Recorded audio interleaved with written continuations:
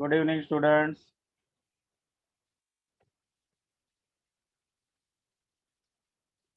Good evening, sir.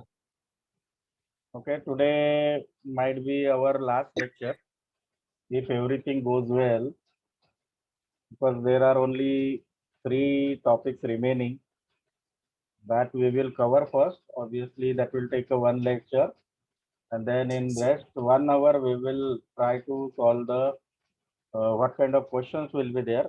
So, as per the question paper pattern received by your college, all the questions will be 6 marks. So, for every unit, there will be 4 questions. Okay. So, on one unit, there will be 4 questions. Out of that, you have to solve 2. So, that means question 1 में 4 option आएंगे, 4 में से 2 आप लोगों को solve करना है. आपका क्वेश्चन का टोटल मार्क्स बन गया 12. 6 + 6 12. So, there are 5 units. तो 5 यूनिट्स है तो 5 यूनिट्स में आप लोगों का 12 × 5 60 मार्क्स का आपका पेपर रहेगा complete. So all questions will be of 6 marks. So it is the same format of Mumbai University of paper setting. तो जो सेम फॉर्मेट वहीं पे था वही सेम फॉर्मेट यहाँ पे भी है. Now that is up to your college वो किस तरीके से करता है. ऑनलाइन सेशन में वो किस तरीके से एग्जाम कंडक्ट करवाती है. तो दैट इज वन थिंग. आपका 40 मार्क्स का इंटरनल असेसमेंट के बारे में बाकी सब्जेक्ट का क्या चल रहा है या इंटरनल असेसमेंट कैसे हो रहा है आपको for other subjects? Can anyone tell me?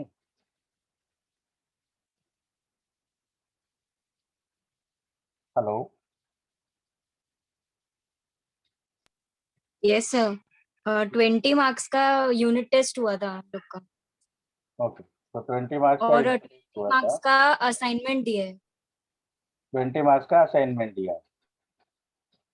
Okay. तो इन दैट वे मुझे कोई इंस्ट्रक्शन मिला नहीं था. पहले तो हम लोग सिलेबस खत्म करने के पीछे पड़ गए थे, तो इसलिए इंटरनल टेस्ट आपका लेक्चर में ही हुआ. जल्दी से आंसर दो ताकि हम लोग आगे बढ़ सके टॉपिक पे. इंटरनल टेस्ट आपका क्लास में ही हुआ, लेक्चर में, online? Yes, sir. Online it was. तो इट वाज एमसीक्यू और what? It was MCQ for 10 marks and 10 marks for subject. Okay. So what I will do, tomorrow I will not take a lecture possibly, and day after tomorrow we will have a test, MCQ test of 20 marks. इतना कम time में possible होगा आप लोगों को? तो internal test के लिए obviously हम लोग यूनिट कम कर देंगे. पहला 2 या 3 यूनिट पे ही टेस्ट रखेंगे. ओके. इट इज ओके कि I will take a 20 marks का. आप लोगों का भी इंटरनल टेस्ट जो एक हुआ था उसमें लिमिटेड सिलेबस रहा होगा ना? हाँ sir, 2 unit first. First 2 unit पे ही लेंगे, कोई प्रॉब्लम नहीं. मैं आप लोगों को इससे बेटर है बोल देता हूँ, रूबी पे हम लोग आप लोगों का इंटरनल एमसीक्यू टेस्ट लोगों ने. So that was done with Google classroom form और any other method? Yes, sir. Informed. Okay, so Sunday we will take test. Okay, I am declaring right now. Sunday there will be unit test on first, unit 2. आप लोगों को syllabus अभी बता दिया, group में भी मैं डाल दूंगा. Because I am worried about whether we are able to complete और नॉट. अगर 5 तारीख को आपका एग्जाम होता तो हम लोग कभी भी सिलेबस कंप्लीट नहीं कर पाते थे. Today is 12. आज हमारे सिर्फ 3 टॉपिक है, तो आज हम लोग ये 3 टॉपिक डिस्कस करेंगे और आपका फाइनल एग्जामिनेशन 6 मार्क्स का होगा. ये मैंने आप लोगों को पैटर्न दिया. इंटरनल का मैं आप लोगों को 20 मार्क्स का असाइनमेंट दूंगा, लेकिन आप लोगों को सबमिशन का टाइम जब तक आपका कॉलेज अलाउड करता है तब तक मैं आप लोगों को अलाउ करूंगा. ओके. तो उस इंटरनल टेस्ट में सारे क्वेश्चन कंपलसरी थे. कितने क्वेश्चन थे जल्दी बोलो मुझे अभी फटाफट.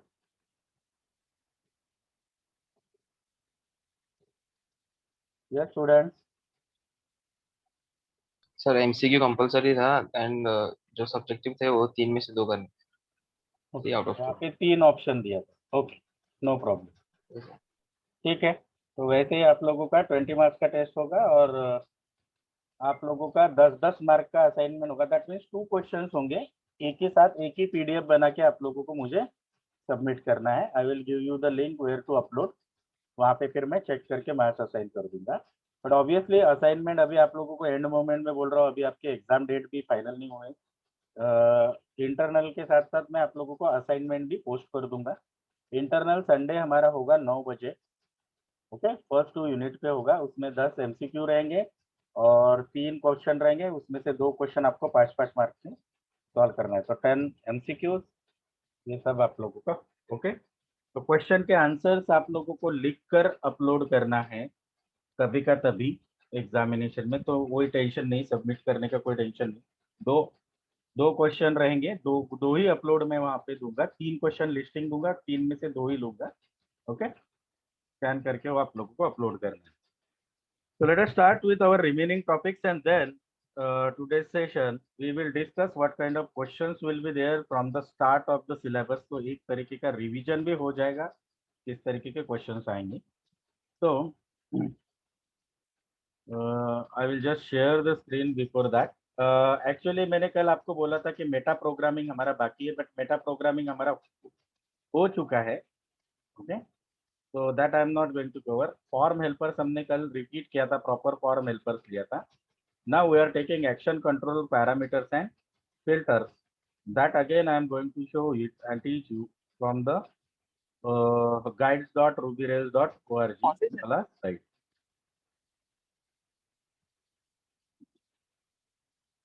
Just opening the site, and I will just see what is there in the site.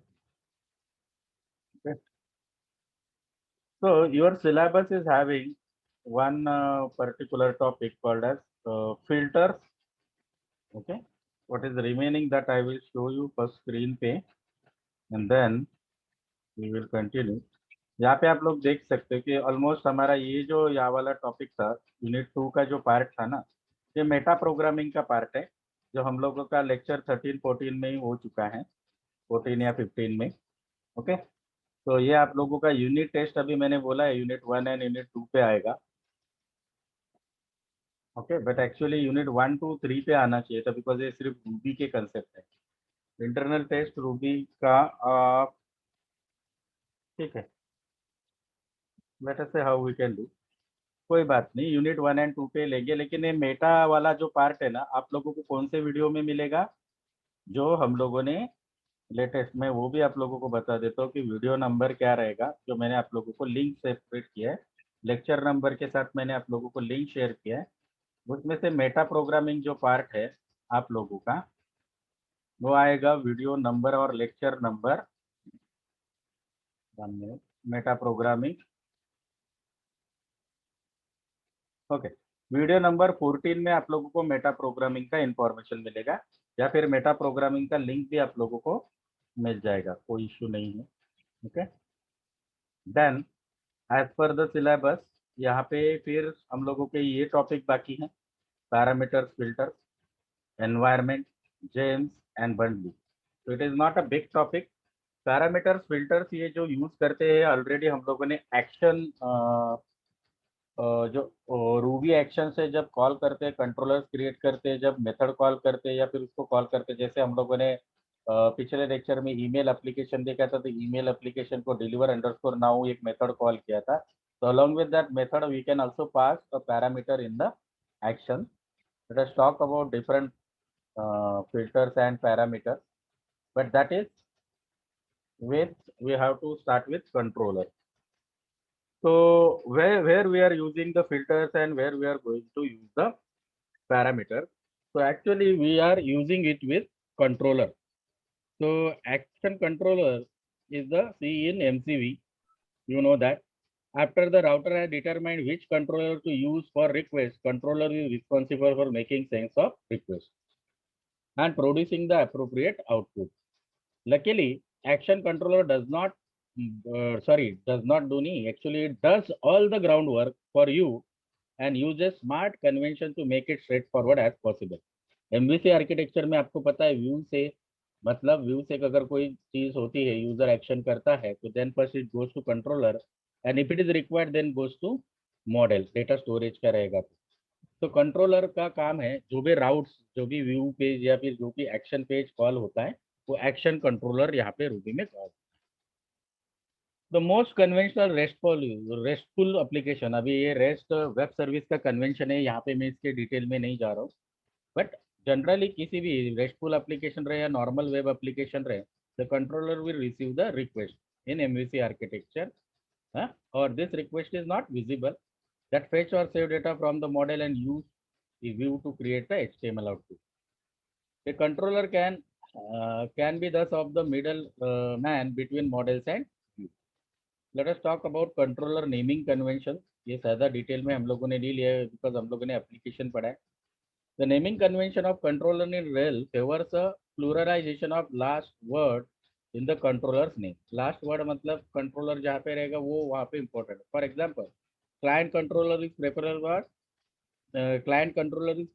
to client controller, और site admin and controller is preferable to same thing.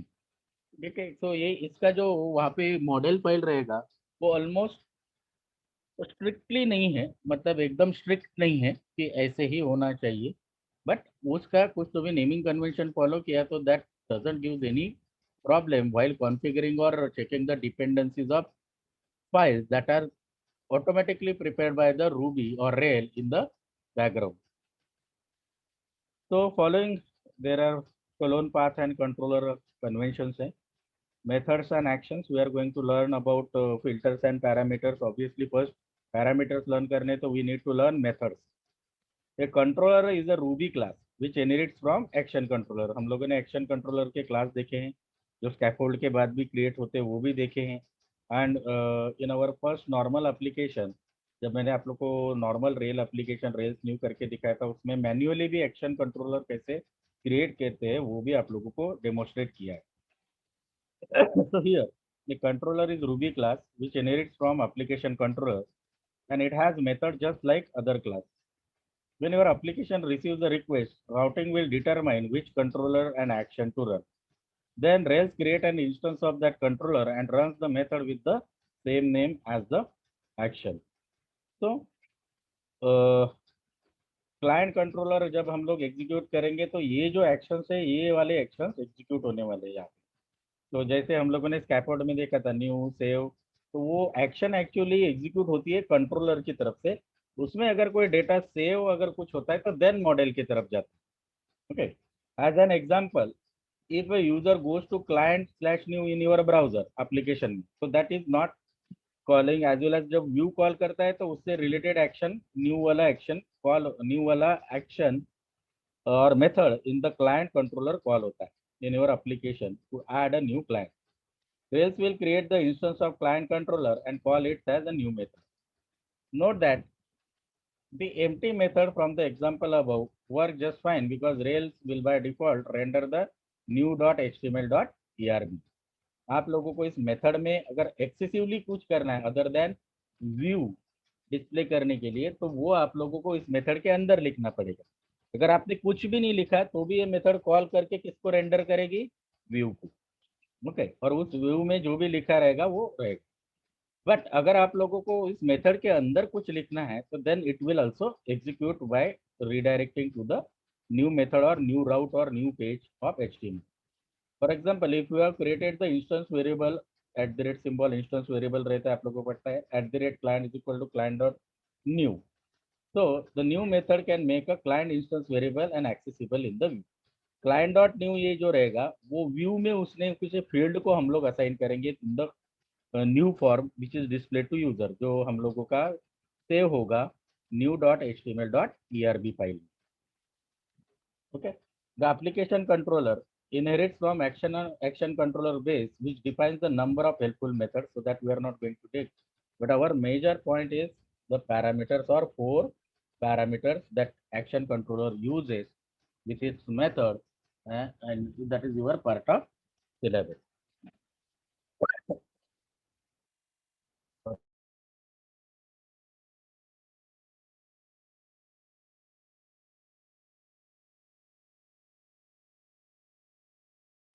Sorry, 1 minute just.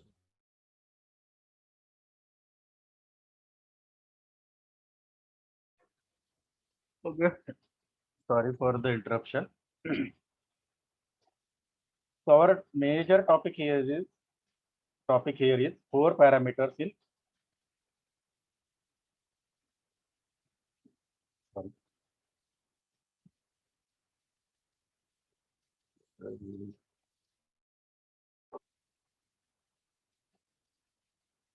Extremely sorry, student. There was enough water पीना पड़ा काफी के बाद.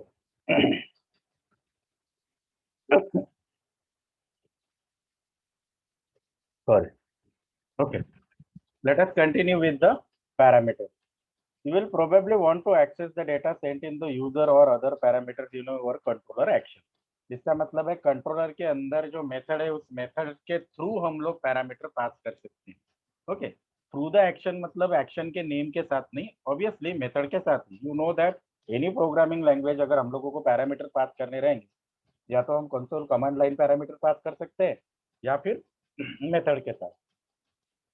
अब यहाँ पे rail console भी मैंने आप लोगों को देख लिया, अगर कमांड लाइन पैरामीटर रहेंगे तो हम कंसोल के साथ भी पास कर सकते हैं या फिर एक्शन के मेथड के साथ.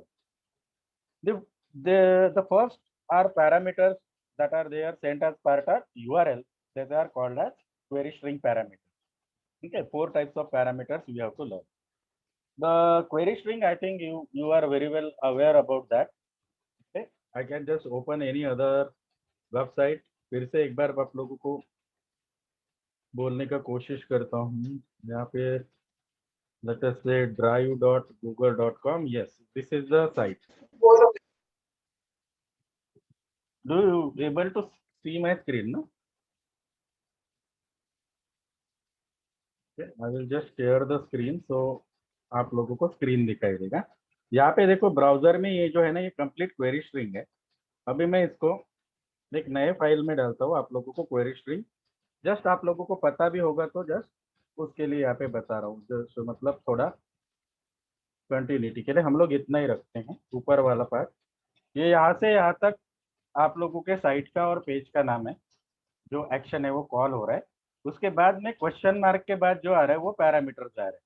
तो जो parameter get method HTML form में गेट मेथड के through the browser address bar pass होता है उसे क्वेरी स्ट्रिंग पैरामीटर बोलते हैं. यहाँ पे दो पैरामीटर पास हुआ जिसमें name of parameter is service और उसका वैल्यू है वाइज. फिर एम्परसेंड से सेपरेट होकर दूसरा पैरामीटर है पैसिव और उसका वैल्यू है 120960. अब ये गूगल अकाउंट ने अपने वेरिएबल किस लिए यूज किए उनको पता रहेगा. But this is the form of query string that is passed in parameters. Okay, so query string parameter is everything after question mark in the URL. The second type of parameter that today we are going to learn referred to as post data or post parameter. This information usually comes from the HTML form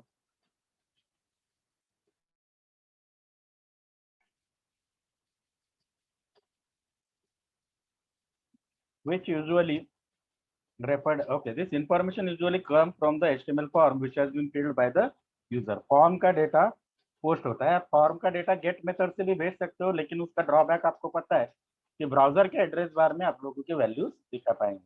उसके लिए भी method है encrypt करने का, but we are not going into that detail. We will just learn the four types of parameters.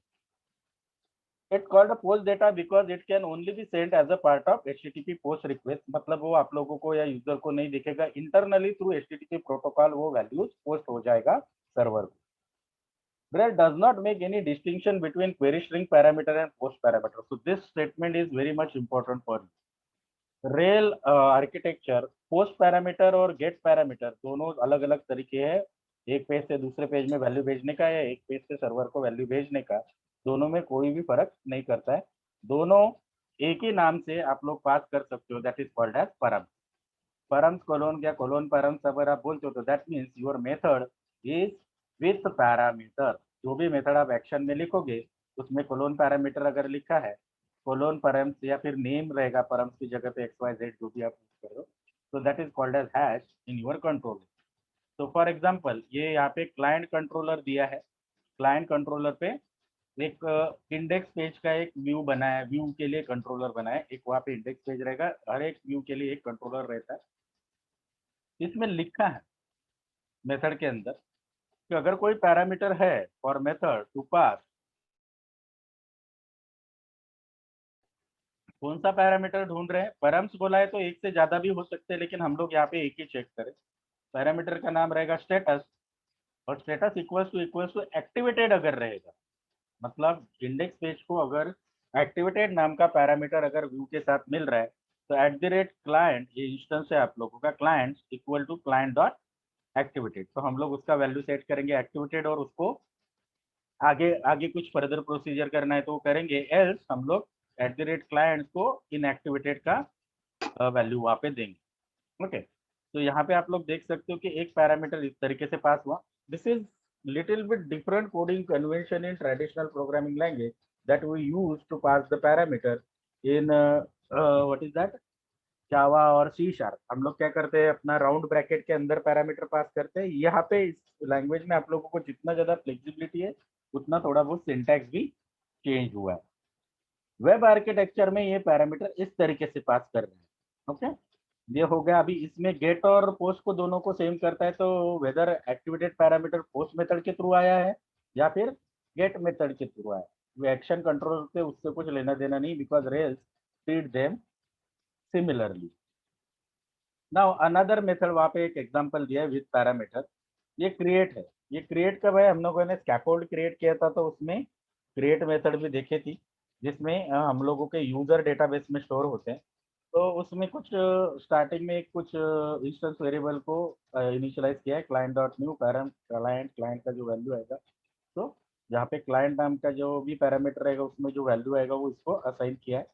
Then इस method में call किया, if client dot save then redirect underscore to client, मतलब client अगर successfully save हो गया database में तो वापस क्लाइंट पेज को भेजो या फिर उस पर्टिकुलर इंस्टेंस को कॉल करो, otherwise render new. Client successfully save नहीं हुआ तो भी वापस से फिर से वो इनपुट वाला फील्ड वाला पेज को जाए। तो यहाँ पे भी एक पैरामीटर की आप लोगों को बताया। So now these are two parameters that already we have discussed, which are to get parameter and post parameter। Example दोनों का सेम ही है, ऑलमोस्ट सिमिलर। एक यहाँ पे इंस्टेंस वेरिएबल के थ्रू किया है बट अंडर द मेथड ही किया है, बिकॉज यहाँ पे मेथड के साथ पैरामीटर देने का स्ट्रेटजी नहीं है, रूबी में भी नहीं है, तो ये रूबी का ही कोड है। और यहाँ पे भी इस तरीके से पैरामीटर देता है। ये दोनों गेट एंड पोस्ट को सिमिलर तरीके से ट्रीट करते हैं, तो उसको हम लोगों ने यही पे अंडरस्टैंड किया। Now hash and array parameter, these are our third and fourth type of parameter. The params hash is not limited to one-dimensional keys and values. It can contain nested arrays and hashes. तो इसके अंदर आप array values या multiple values या combination of collection भी भेज सकते हो। So if you want to send an array value, you need to append an empty pair of square bracket to the key name. जैसे जो भी आप लोगों का get का URL रहेगा something xyz.com/client, then question mark के पास आएगा आपका ID स्क्वायर ब्रैकेट, उसमें वैल्यू 1। तो अगर ये पहला वैल्यू रहेगा तो ये 0th इंडेक्स पे आईडीज में इसमें जाएगा, देन वापस आईडीज 2, तो ये 1 इंडेक्स पे वैल्यू 2 से होगा, आईडीज 3 सेकंड इंडेक्स पे वैल्यू 3। ये सेव नहीं हो रहा है, ये यूआरएल के थ्रू एक्शन कंट्रोलर के पास जा रहा है, और एक्शन कंट्रोलर फिर ये आईडी में 0 1 2 पोजीशन पे 1 2 3 सेव करेगा या फिर एक्सेस कर सकता है अगर वहाँ पे उस तरीके का कोड लिखा है। The actual URL in this example, जब हम लोग इस तरीके के अरे भेजते हैं तो that can be encoded like this IDs, जो आपका स्क्वायर ब्रैकेट रहता है ये वाला। ओके, यहाँ से यहाँ तक वो किस तरीके से कवर हो रहा है आप लोगों का, %5b %5d, ये क्या हो गया आप लोगों का, सिर्फ ये ब्रैकेट का है। ओके, देन 1 फिर से IDs %5u %d, ये क्या करता है आप लोगों का ब्राउजर या HTTP कंट्रोल प्रोटोकॉल आप लोगों का उस पर्टिकुलर यूआरएल को एम्बेड करता है। हम लोगों ने जो एग्जांपल देखा था वो फुली मेरे पास अभी भी है, यहाँ पे भी आप लोग देख सकते हैं, ये वैल्यूज कुछ मैं हाईलाइट कर रहा हूँ वो भी एनकोडेड हो जाते हैं। स्पेस, स्पेशल कैरेक्टर, सिंबल्स, कुछ स्पेशल सिंबल्स वो अपने आप एनकोड हो जाते हैं। तो ब्राउजर में आप लोगों को स्क्वायर नहीं दिखेगा, भले आपके कोड में लिखा रहेगा। The values of parameter ID, ये इस तरीके से एक्सेस होगा कंट्रोलर में, params in bracket ID will be now 1, 2, 3, index number 0, 1, 2. Note that the parameter values are always string. जो भी आएंगे वो वैल्यूज उसको स्ट्रिंग ही कंसीडर किया जाएगा. Rail makes no attempt to guess what or cast the price. जो भी gate में से आता है वो स्ट्रिंग टाइप से ही कंसीडर किया जाता है. तो ये जो भी आप लोगों का एरे है उसमें का वैल्यू स्ट्रिंग कंसीडर किया जाएगा, भले आपने उसको 1, 2, 3 वहां पे लिखा है. इसलिए आप लोग एक देख सकते हो यहाँ पे कि 1 वैल्यू डबल कोट में इनकोडेड है, 2 वैल्यू डबल कोट में इनकोडेड है, 3 वैल्यू डबल कोट में encoded. Values such as nil or something in params are replaced with empty square bracket without any nil value. To send a hash, now this is about sending an array. To send a hash, you include the key name inside the bracket. Now what is the hash? Key value pair वाला collection. Okay. तो इसलिए कि हम लोगों को क्या करना पड़ेगा, की नेम ब्रैकेट में देना पड़ेगा और फिर उसका वैल्यू देना पड़ेगा. तो यहाँ पे देखो आप लोगों ने कैसे दिया, form access something action client method post. Get भी रहेगा तो रेल्स उसको सिमिलरली ट्रीट करता है. तो आप लोगों ने पहला वैल्यू यूआई में इस तरीके से लिखा, input type text name client. Actually हम लोग ये नहीं लिखने वाले. यूआई में रूबी एंड रेल्स में क्या लिखते हैं, फॉर्म डॉट टेक्स्ट फील्ड.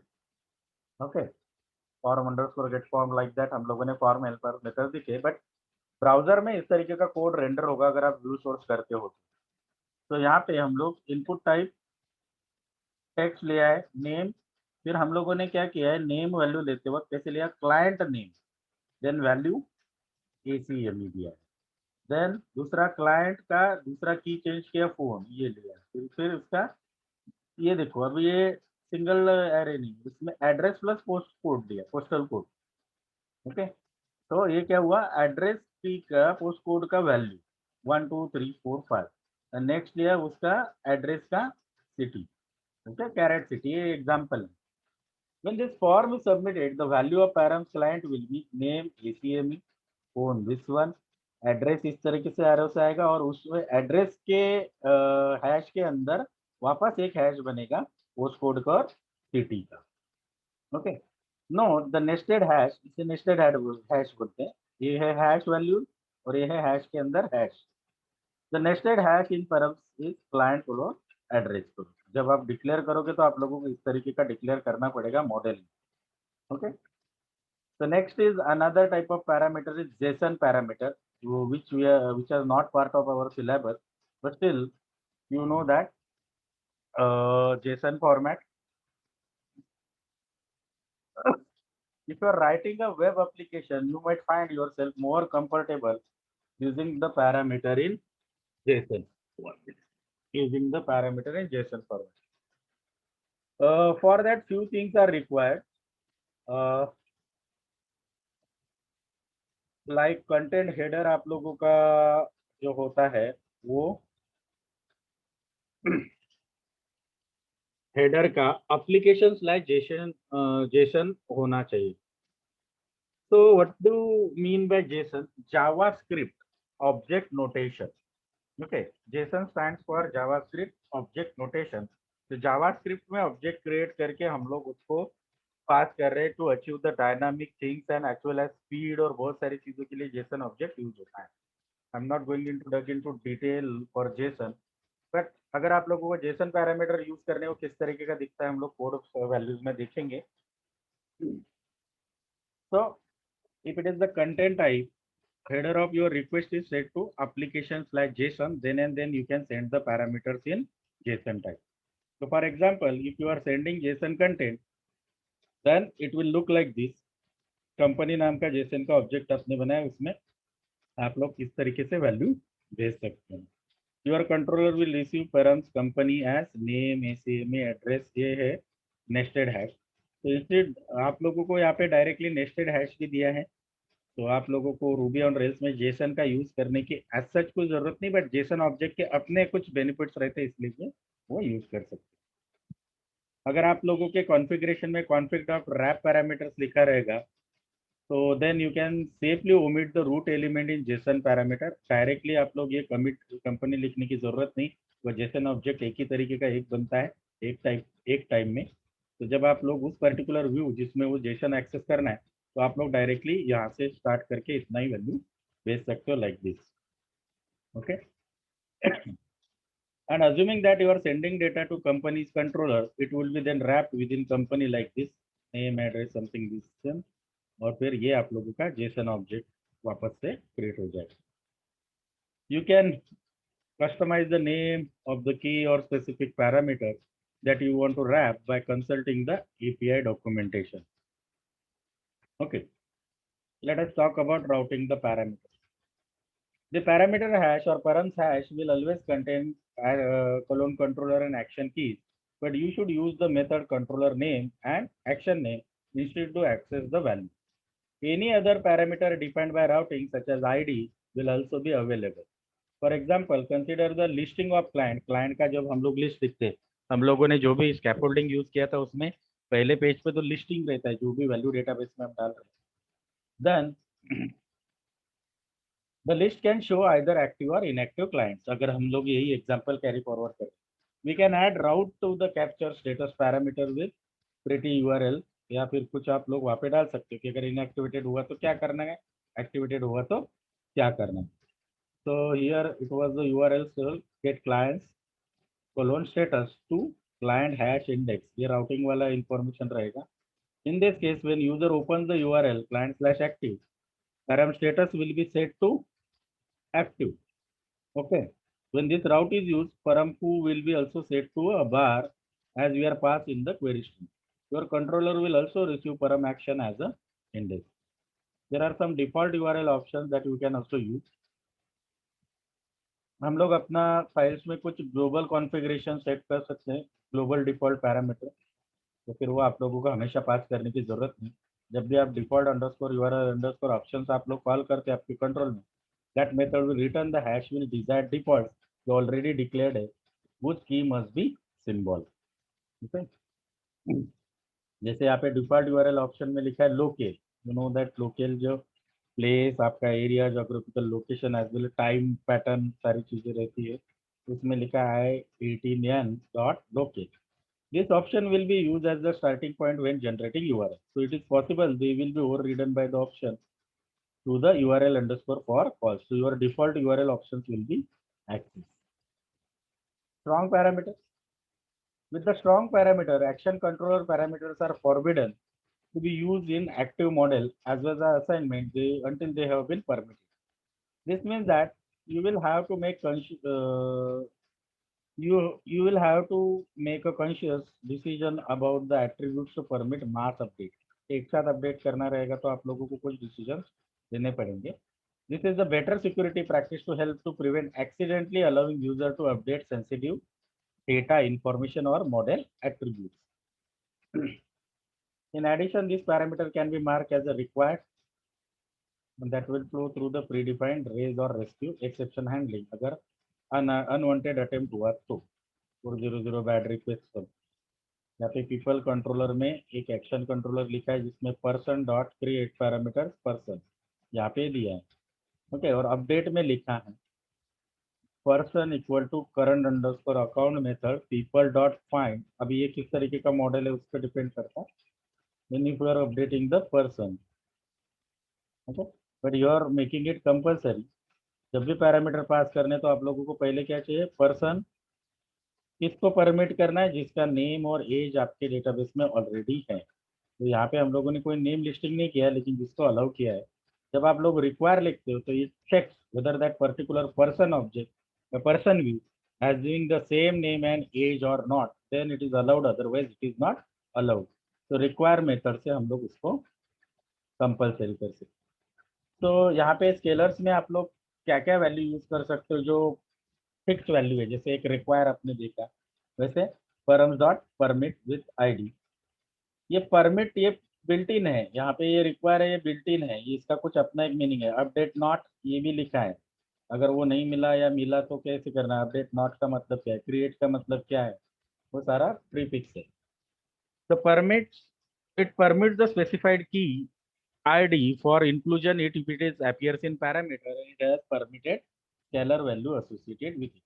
अब permitted मतलब logically कोड के थ्रू उसको क्लैरिफाई किया गया कि ये वैलिड वैल्यू है या नहीं. इसके लिए ऑब्वियसली डिफरेंट कोड आप लोगों को लिखना पड़ेगा. तो params dot string, params dot symbol, nil class, numeric, true class, these are the permitted scalar types. We are just not getting nesting parameters already हो गया. तो परमिट में भी आप लोग पैरामीटर्स कौन से परमिट कर सकते हो, जैसे आप लोगों ने यूआरएल में नेस्टिंग किया था वैसे ही यहाँ पे है. There are few more example but we are not going to see that one. We will directly go to, already हमारा सेशंस हो चुका है, so I am not going into that. यहाँ पे थोड़ा डिफरेंटली एक्सेस किया है. We are going to directly to the filters. Cookies भी हम लोगों का हो चुका है. Now we are talking about filters. Now, specifically filters are the methods that are run before or after or around the controller action. इसी तरीके का टॉपिक हम लोग रूबी में भी पढ़ चुके हैं, बिफोर आफ्टर वाला. But now we are learning in context of the rail application. और आप लोगों के सिलेबस में भी वही मेंशन किया गया कि रेल में आप लोगों को ये समझना है. यूनिट नंबर 4 में filters are inherited. So if you set a filter on application controller, it will run on every controller in your application. तो एप्लीकेशन के अंदर जितने भी कंट्रोलर रहेंगे, अगर आपने उसके बेस क्लास पे उसको सेट कर दिया तो सब जगह पे होगा. फिल्टर्स के टाइप देखो, कुछ कोड हम लोग जो एग्जीक्यूट करना चाहते हैं before of something happens, after something happens, या along with the, so that is called around filter. So before filters are registered via before underscore action. They may halt the request cycle. Okay, before का पहले वो code execute होता है, और code execute में आपने कुछ चेक किया कि लेटर से unwanted user is trying to access our application, then there only in before code you are going to write a code that will stop the execution of next cycle. So that's why before is also important. Let us talk about after. After किस लिए use करते हैं, such as आपके database connection open है, कुछ file resource open है और application user close करना चाहता है. तो आफ्टर क्लोजिंग द एप्लीकेशन जो ओपन रिसोर्सेस है मेमोरी फ्री अप करने के लिए आप लोग यूज कर सकते हो after filter. And around along with the code execution simultaneously आप लोगों को रिसोर्स या बैकग्राउंड में कुछ लाइब्रेरीज या कुछ हेल्पर फाइल्स एग्जीक्यूट करना है तो आप अराउंड फिल्टर यूज करते हैं. तो अराउंड यहाँ पे नया है, बट बिफोर और आफ्टर का आप लोगों ने कोड देखा रहेगा, जो एक्सेप्शन हैंडलिंग में भी रहता है. फाइनली ब्लॉक जो हमेशा एग्जीक्यूट होता है. कंस्ट्रक्टर और डिस्ट्रक्टर कंसेप्ट भी आप लोगों ने पढ़ा है. कंस्ट्रक्टर जो काम करते हैं कि इंस्टेंशिएट पहले, क्योंकि सबसे पहले कंस्ट्रक्टर कॉल होते हैं. डिस्ट्रक्टर क्या करता है, उसको मेमोरी से. थोड़ा बहुत सिमिलर है, बट वेब एप्लीकेशन में इसका थोड़ा सा अलग से उसका यूज है. सो before filters are registered via before action, they may be halt the request of cycle. Before filter is one which requires that user is logged in for an action to be run. You can define the filter meter in this way. We will try to understand कि यहाँ पे क्या हो रहा है. So before action, अगर कोई एक व्यू पेज को एक्सेस करना चाहता है, मेन पेज को, वेबसाइट का इंटरनल पेज को, तो then you have return a filter required login. Before action वाला फिल्टर दिया और उसमें आपने कौन सा मेथड कॉल किया, रिक्वायर लॉगिन. इसका मतलब है मेन कंटेंट का फाइल उसको यूज करने से पहले यूजर को लॉगिन करना पड़ेगा. देन रिक्वायर लॉगिन के लिए आप लोगों ने क्या डिफाइन किया है, प्राइवेट में डिफाइन किया है रिक्वायर लॉगिन में, unless logged in. Okay, flash error, you must be logged in into account section. तो this is very much simple action कि बिफोर क्या होता है. तो ये कंटेंट इस पेज का एक्सेस करने के बिफोर वो लॉगिन होना. The method simply stores an error message in the flash and redirects to the login form if the user is not logged in. If the before filter renders or redirects, the action will not run. If there are additional filters scheduled to run after the filter, they are also cancelled. Because ये कुछ चीजें होने के पहले ही before में आप cancel कर रहे हो, तो बाद में जो भी शेड्यूल होगा वो तो होगा ही नहीं. Okay. Next is there is another one. You can prevent this filter from skip before action. अगर हम लोगों को लगता है कि एक्चुअली अगर हम लोगों को बिफोर एक्शन में कुछ करना है तो हम लोग स्किप क्यों यूज करें, there is a doubt. But क्या होता है, प्रोग्रामिंग लैंग्वेजेस में मल्टीपल ऑप्शंस आप लोगों को फ्लेक्सिबिलिटी के लिए दिए जाते हैं. In that order we need to learn this. Okay, if someone want to use before filter तो he will use it. If someone want to use a before filter and again stop the filter, then he can use skip underscore before action. इसका मेरे हिसाब से तो कोई meaning नहीं बनता, या आइदर ये यूज करो या तो यूज ही मत करो, तो स्किप बिफोर एक्शन का काम ही नहीं आएगा। स्किप अंडरस्कोर बिफोर एक्शन क्या होगा, ये बिफोर फिल्टर जो है आप लोगों का उसको स्किप कर देगा, तो फिर बाद में यही होगा कि लिखने का क्या मतलब हुआ। तो that is my understanding, my feeling, I just express in front of you, okay, but still as a part of syllabus we will learn that this method, okay, in this example filter is added to application controller, thus all controller ये application controller पे है because ये main controller है आप लोगों का, जो कि actually action controller से inherit हो चुका है और बाकी के सारे controller इसको inherit करते हैं, and thus all controller in the application inherit. This will make everything in the application require the user to be logged into in order to use. For obvious reason, the user wouldn't be able to log in the first place. क्यों नहीं होगा? Because वो वहाँ पे before controller पे एक बार गया तो वो आके आगे के सारे actions, not all controller और action should require this.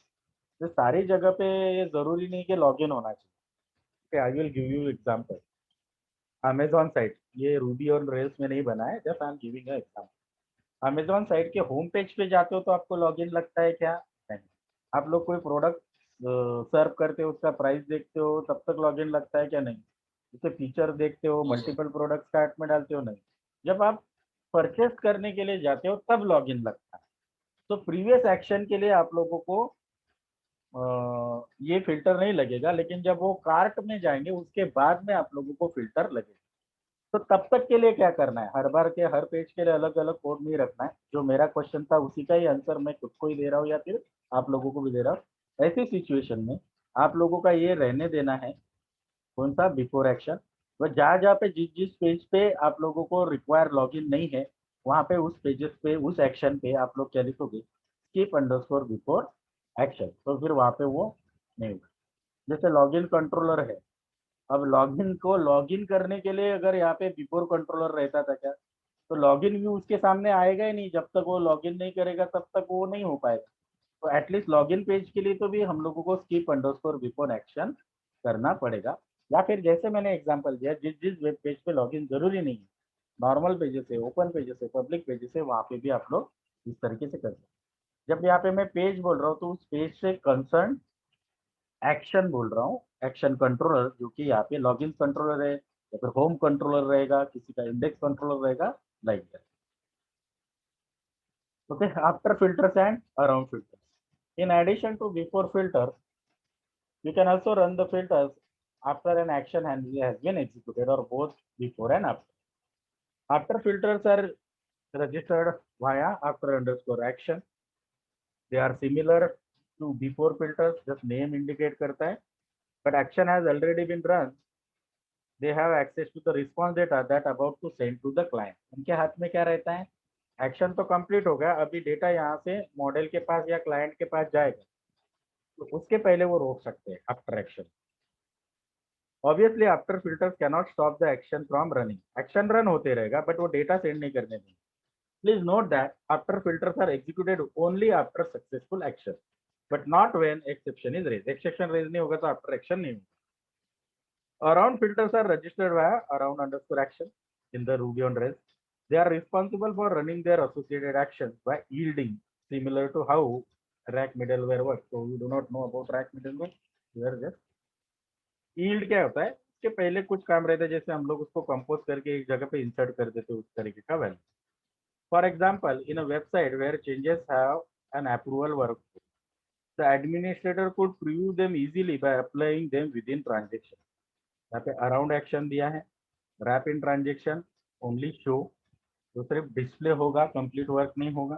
Rap in transaction में आप लोगों ने यील्ड किया, यहाँ पे सिर्फ वैल्यू देख रहा है, वो आगे नहीं होगा। एक्सेप्शन भी आया तो भी रोल बैक हो रहा है, और यहाँ पे आपने क्या किया? अराउंड एक्शन में ओनली शो लिया है, बाकी का आप लोगों को क्रिएट सेव बाकी कोई एक्शन नहीं हो रहा। Note that an around filter also wraps rendering. In particular, in the example above, if the view itself reads from the database, it will do so within the transactions and thus present the data to free.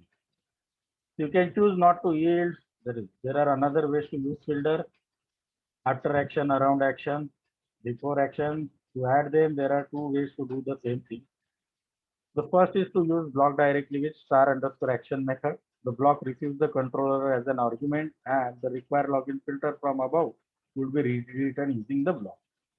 यहाँ पे आप लोगों ने लिखा before underscore action do controller. Controller में आप लोग क्या दे रहे हैं, अगर कंट्रोलर आपको सेंड नहीं करता है लॉग्ड इन का तो आप लोग एरर दे रहे हैं. तो दैट इज कॉल्ड एज आप लोगों का एक्शन यहाँ पे टू कंट्रोलर पे करें. अब वो एक्शन में वो क्या लिखा रहेगा लॉग्ड इन वाला, अगर जब तक नहीं होगा तब तक ये रहेगा आप लोगों को redirect to the new login URL पे भेज देगा. Note that the filter in this case uses the send because logged in method is a private and the filter does not run the scope of control. there are multiple ways रहेगा. Request forgery protection हमारा topic नहीं है. Next topic is sorry. Just open the next topic.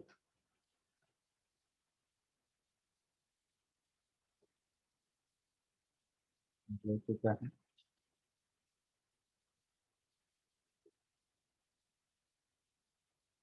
Okay, our next topic is Ruby gems, then environments, and then bundlers. So before starting with Ruby gems का काफी ज्यादा चीज है, but environment में हम लोग जाएंगे और रूबी ऑन रेल्स का ही मैं आप लोगों को वहाँ पे बता दूंगा बिकॉज ये एग्जैक्ट है. बट फिर रूबी जेम्स के बारे में हम लोग 2-3 साइट्स पे देखेंगे. So we will go to learn about environment. Environment is nothing but configuration of Rails application. So setting the environment for Rail application is what is expected there. तो rails का general configuration क्या रहता है, assets को कैसे configure करते हैं, generators कैसे करते हैं, ये I18 यानी लोकल कैसे सेट करते हैं, एक्टिव रिकॉर्ड एक्टिव, इसमें से काफ़ी ज़्यादा चीज़ें हम लोगों ने देख ली हैं. Creating Rails environment is our rail and rail environment setting इस 4th पॉइंट पे हम लोगों को ध्यान देंगे. ओके, तो जो जो चीज़ हमारा हो चुका है मैं उसको थोड़ा सा Rails offer standard spot of initiation code config application RB में रहता है.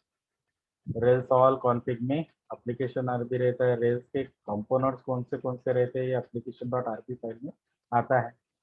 टाइम जोन कॉन्फिग फाइल में सेट किया रहता है. ओके, जनरल कॉन्फ़िगरेशन ये एक्चुअली क्या होता है, रेल एप्लीकेशन जब हम बना लेते हो रेल्स न्यू एप्लीकेशन में तो ये सारी चीजें कॉन्फ़िगरेशन में सेट होती है. We are just looking at that configuration file which is application.rb जिसमें ये सारी डिटेल्स लिखी है. ठीक है, that is just for information purpose. तो उसमें कुछ एक चीजें लिखी रहती है config.asset underscore host that is the host for asset. Autoload 1 autoload 5 हम लोग जो रेल एनवायरनमेंट का वेरिएबल सेटिंग है वहाँ पे ज़्यादा ध्यान देंगे. There are numerous values all हम लोगों को अंडरस्टैंड नहीं करना है. काफ़ी वैल्यूज है, हर एक वैल्यू का यहाँ पे एक्सप्लेनेशन दिया है. This is also not going to be a part of your examination because huge file है और इतना टाइम हमारे पास नहीं है कि हर चीज़ को अंडरस्टैंड और ना ही मैं इसको पूरी तरीके से आप लोगों को अभी अंडरस्टैंड करवा सकता हूँ because these are too many environmental variables and values keys. It is very difficult. config underscore session store ये अगर हम लोग सेशन यूज करते तो कौन से कैश में वो स्टोर होगा वो रहेगा. यहाँ पे लिखा है config dot session underscore store माई कस्टम स्टोर और माई कस्टम वेरिएबल में पाथ लिखा रहेगा कि कैश मेमोरी का पाथ कहाँ पे. टाइम जोन एसेट्स मतलब आप लोग जो फाइल्स या डेटाबेस या बाकी पार्ट्स आप लोग कहाँ से यूज करते हो वो यहाँ पे सेट किया गया. जनरेटर्स आप लोगों को पता है कैसे रहते हैं. जनरेटर्स में आप लोग आइदर जनरेट कंट्रोलर कर सकते हो, मॉडल जनरेट कर सकते हो. ओके, देन आप लोगों ने मेलर जनरेट किए, स्कैफोल्ड जनरेट किए. तो these are general environmental setting. Middleware configure कैसे कर सकते थे, ये सारी चीजें हम लोगों को वहाँ पे जस्ट मैं ओवरलुक करवा रहा हूँ. This is not going to be part of your examination. ये लोकल सेट करना है. Okay, I18N config.i18.available_local default local लेना है. एक्टिव रिकॉर्ड आप लोगों ने हम लोगों ने देख लिया है।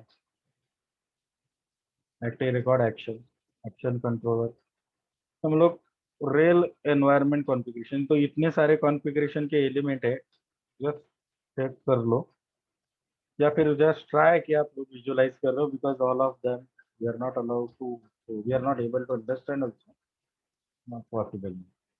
एक्शन व्यू कॉन्फ़िगरेशन में कैसे, तो ये रेल का पूरा configurational environment setting, action mailer का कॉन्फ़िगरेशन कैसे होता है ये आप लोगों को पता है, address, port number, domain, user name, password, authentication, user name password, अगर आप लोगों को उसको MD5 हैश में कन्वर्ट करना है तो वो कर सकते हैं।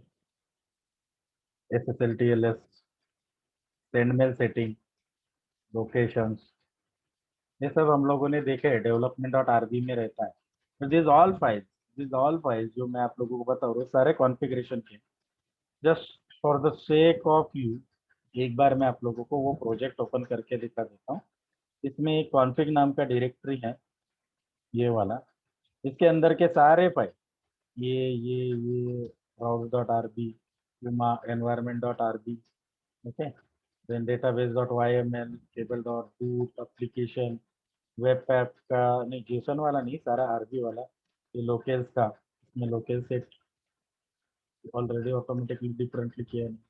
इनिशियलाइजर्स में कुछ वैल्यू रहेगा, एसेट्स कौन सा है, this all are the values, ये हैश के थ्रू कमेंट करके रखा है, जो जो एप्लीकेशन में यूज होता है वही है, ठीक है। और बाकी का तो आप लोगों ने काफ़ी वैल्यूज यहाँ पे भी सेट करके देखा है एप्लीकेशन कॉन्फिग डॉट का, ठीक है।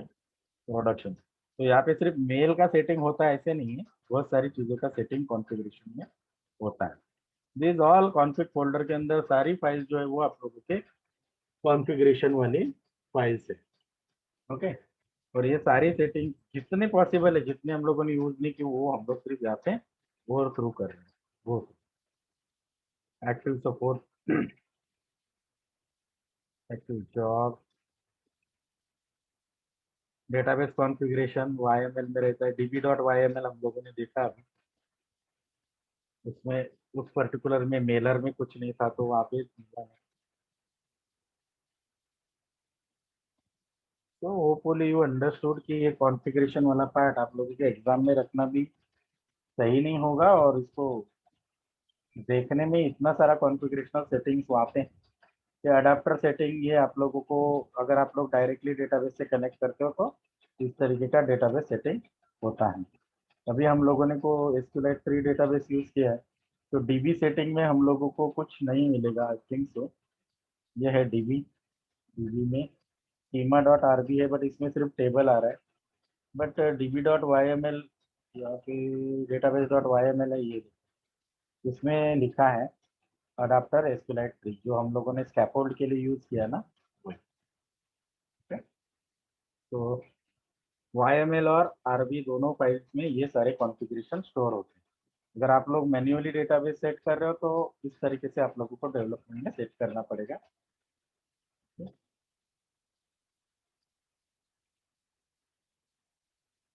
Creating Rails environment, I don't think so this is also there रहेगा इसमें, रेल्स सर्वर रेल एस करके उसमें भी आप लोग कर सकते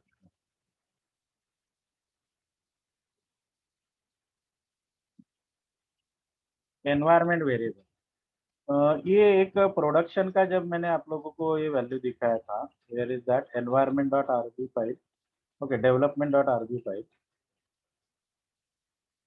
ओके, यहाँ पे। तो ये जो वैल्यू है आप लोगों को पता है कि डेटाबेस में अगर आप अपने पासवर्ड ऐसे, सॉरी, एप्लीकेशन के पासवर्ड अगर ऐसे फाइल्स में रख रहे हो, एप्लीकेशन फाइल्स में, तो दैट इज नॉट सिक्योर। तो इसलिए वो कहाँ पे सेव करते हैं वो वैल्यूज, एनवायरनमेंट वेरिएबल। वो किस तरीके से सेव कर सकते हैं, env_environment। पर इस तरीके से आप लोगों को रेल के कमांड लाइन से एनवायरनमेंट वेरिएबल में वैल्यू स्टोर करना पड़ेगा, जो इंटरनल मेमोरी रिकॉर्ड में सर्वर के रहेगा, तो जो एप्लीकेशन में नहीं दिखेगा, वहाँ पे सिर्फ एनवायरनमेंट वेरिएबल का नाम लिखेगा, दिखेगा, वैल्यूज वो एनवायरनमेंट वैल्यू से सेट करके आएगा। तो that is a different task, अभी हम लोग इसको नहीं यूज कर रहे हैं। So this is not a teaching, this is not just to showing you कि इतना सारा वहाँ पे environmental setting रहता है और ये पूरा का पूरा डॉक्यूमेंटेशन है। रूबी ऑन रेल्स वालों ने ही बनाया है, उन्होंने एक भी चीज छोड़ी नहीं होगी कि जिस तरीके से ये सारी चीजें वहाँ पे एनवायरमेंट सेटिंग्स में आती है, डेटाबेस टूलिंग एंड एवरीथिंग।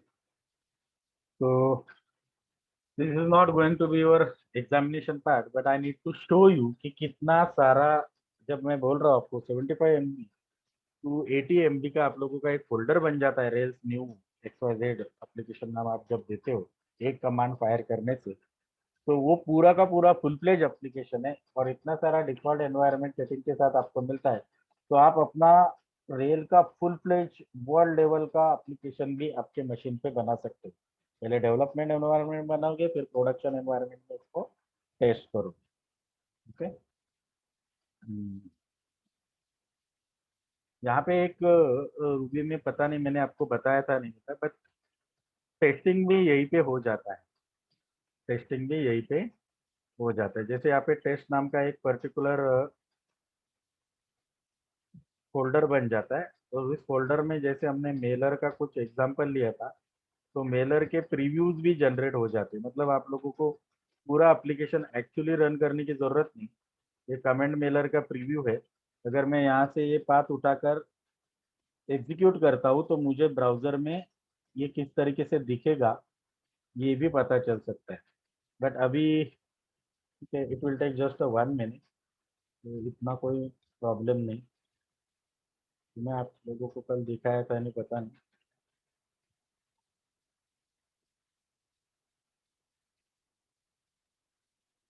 इसमें से अभी हमारा ओपन कौन सा है, इसमें मेल फाइनल है, तो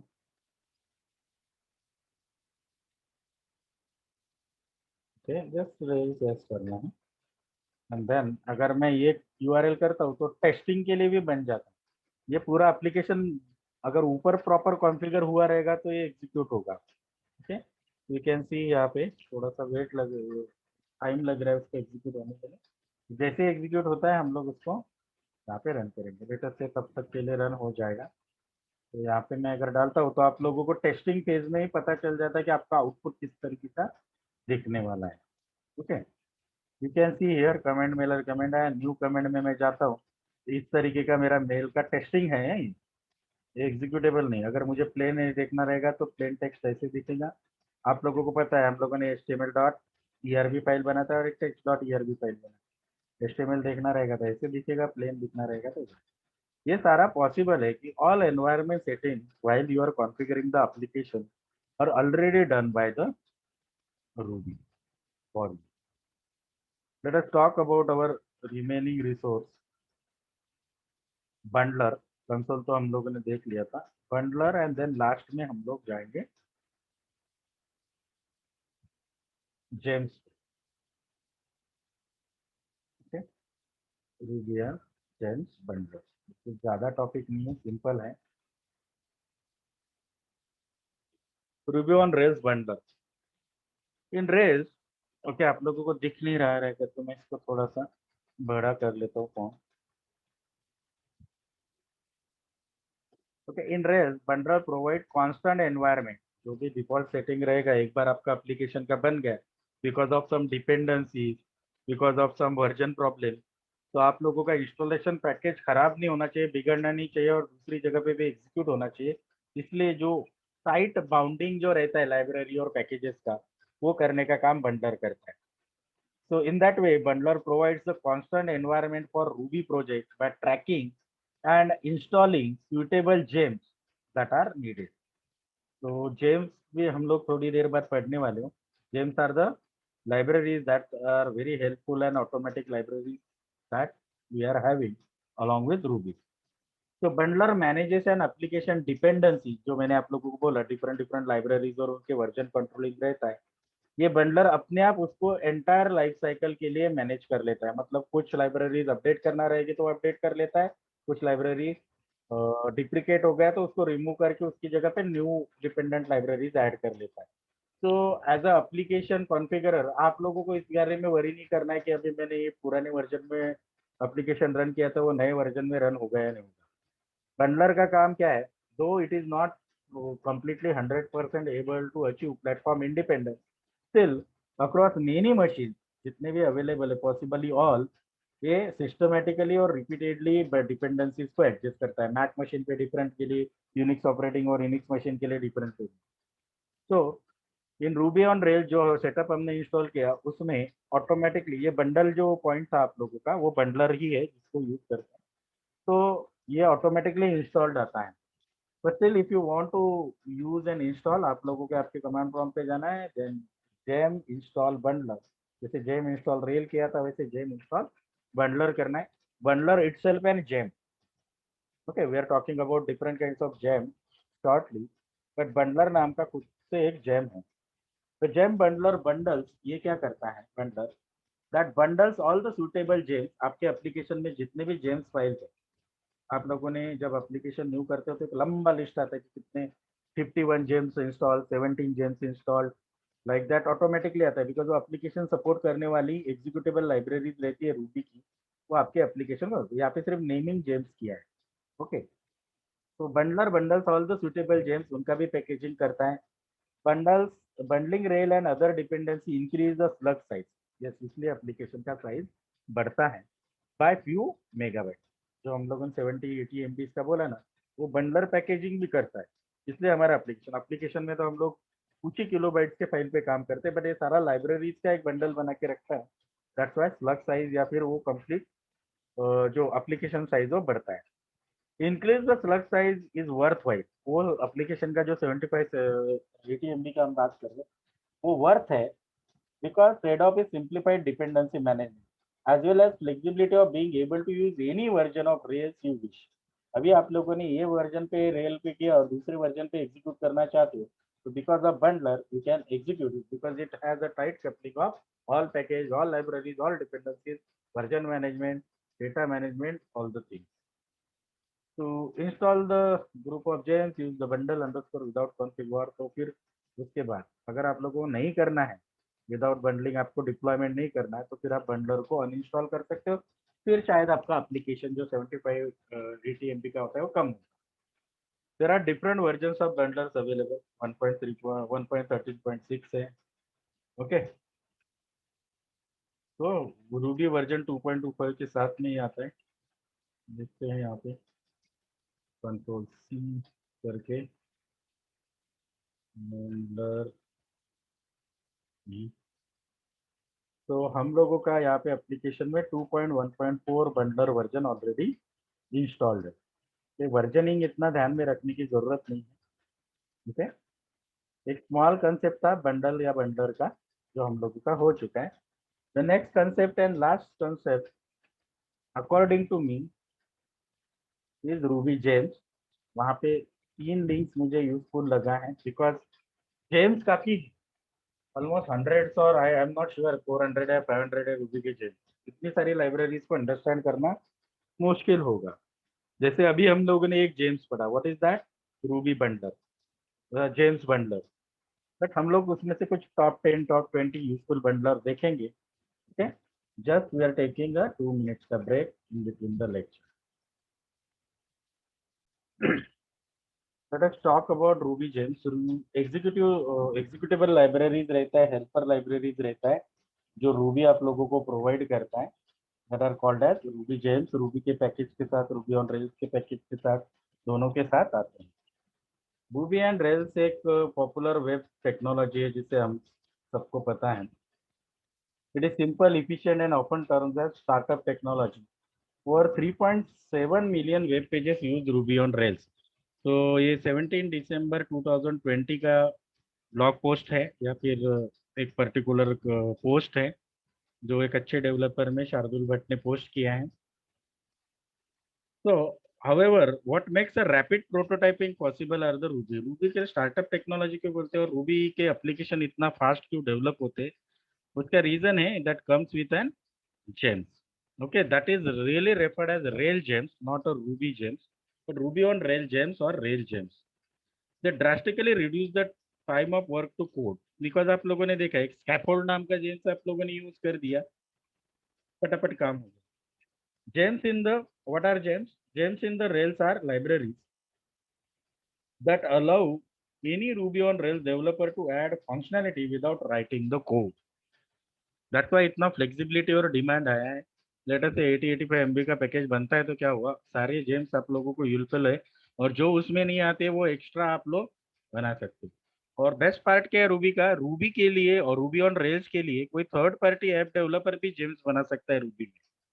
तो रूबी में कोड करेगा और कुछ जेम्स वहाँ पे बना देगा. हम लोगों ने तो सिर्फ एक दो ही यूज किए हैं, बट काफी सारे जेम्स है वहाँ पे. जैसे आप लोग देख रहे हो कि ओपन टैब है, उसमें 10 best Ruby on rail James है. नेक्स्ट है 40 बेस्ट रूबी जेम्स है. टॉप 53 रूबी जेम्स है, कि जो ज्यादा से ज्यादा, बट एक्चुअल में कितने हैं वो हंड्रेड्स ऑफ है. अभी हमारे पास एग्जैक्टली कितने हैं इसका डेटा नहीं है, बट वो ऐसी लाइब्रेरीज है जिसको आप यूज करेंगे तो वो स्पेसिफिक टास्क के लिए रहता है. तो यहाँ पे कैसे जेम्स आपको मिलेंगे, जैसे स्कैफोल्डिंग लाइक जेम्स जो डेटाबेस का एक्टिविटी का कोड व्यूज कंट्रोल सब रेडी करके देता है, वैसे ही हम लोग 10 और जेम्स पढ़ने वाले हैं. ठीक है, यहाँ पे हम लोग 10 बेस्ट. तो जेम्स इन द ले, आप लोगों को डेफिनेशन के लिए इतना काफी है. Gems in the rail are library that allows any Ruby on Rails developer to add functionality without writing any code. Okay, you can also call Ruby on Rails gems as a plugins for adding features without writing any code. There are Ruby gems for almost everything, from authentication to payment gateway processing. कि जो लोगों को सोचा कि हम लोग payment gateway कैसे implement करेंगे अपने प्रोजेक्ट में, ज्यादा सोचो मत, switch to Rails, Ruby on Rails. अभी हम लोग इसमें से देखते हैं कि top 10 best Ruby and gems कौन से अवेलेबल है. यहाँ पे आप अगर आप देखोगे ये 20, ये डेट क्या था पोस्ट का, 17 दिसंबर 2020 को ये रूबी ऑन रेल्स ORG पे यहाँ पे डेटा है 1,38,233 जेम्स. मैं तो सिर्फ हंड्रेड्स बोल रहा था. और ये जेम्स मतलब जब हम जेम्स इंस्टॉल करते हैं तो यहाँ पे डाउनलोडिंग में वो ORG से एक नंबर बढ़ जाता है. जब हमने कोई भी एक जेम ऐड किया ना, तो आप लोग देख सकते हैं उसका डाउनलोडिंग कितना हुआ. ओके, 1,38,233 जेम्स है, और इतने लोगों ने अपने एप्लीकेशन में इधर टेस्टिंग पर्पज रहेगा या फिर हमारे जैसा कोई पढ़ने के पर्पज से, लेकिन काफी ज्यादा लोगों ने उसको यूज किया. Developers can build something amazing application using and Rails as a best gem. A Ruby on Rails development company has a team of Ruby on Rails experts who develop the custom Rails apps, most of which have feature installed using gem for Ruby on Rails.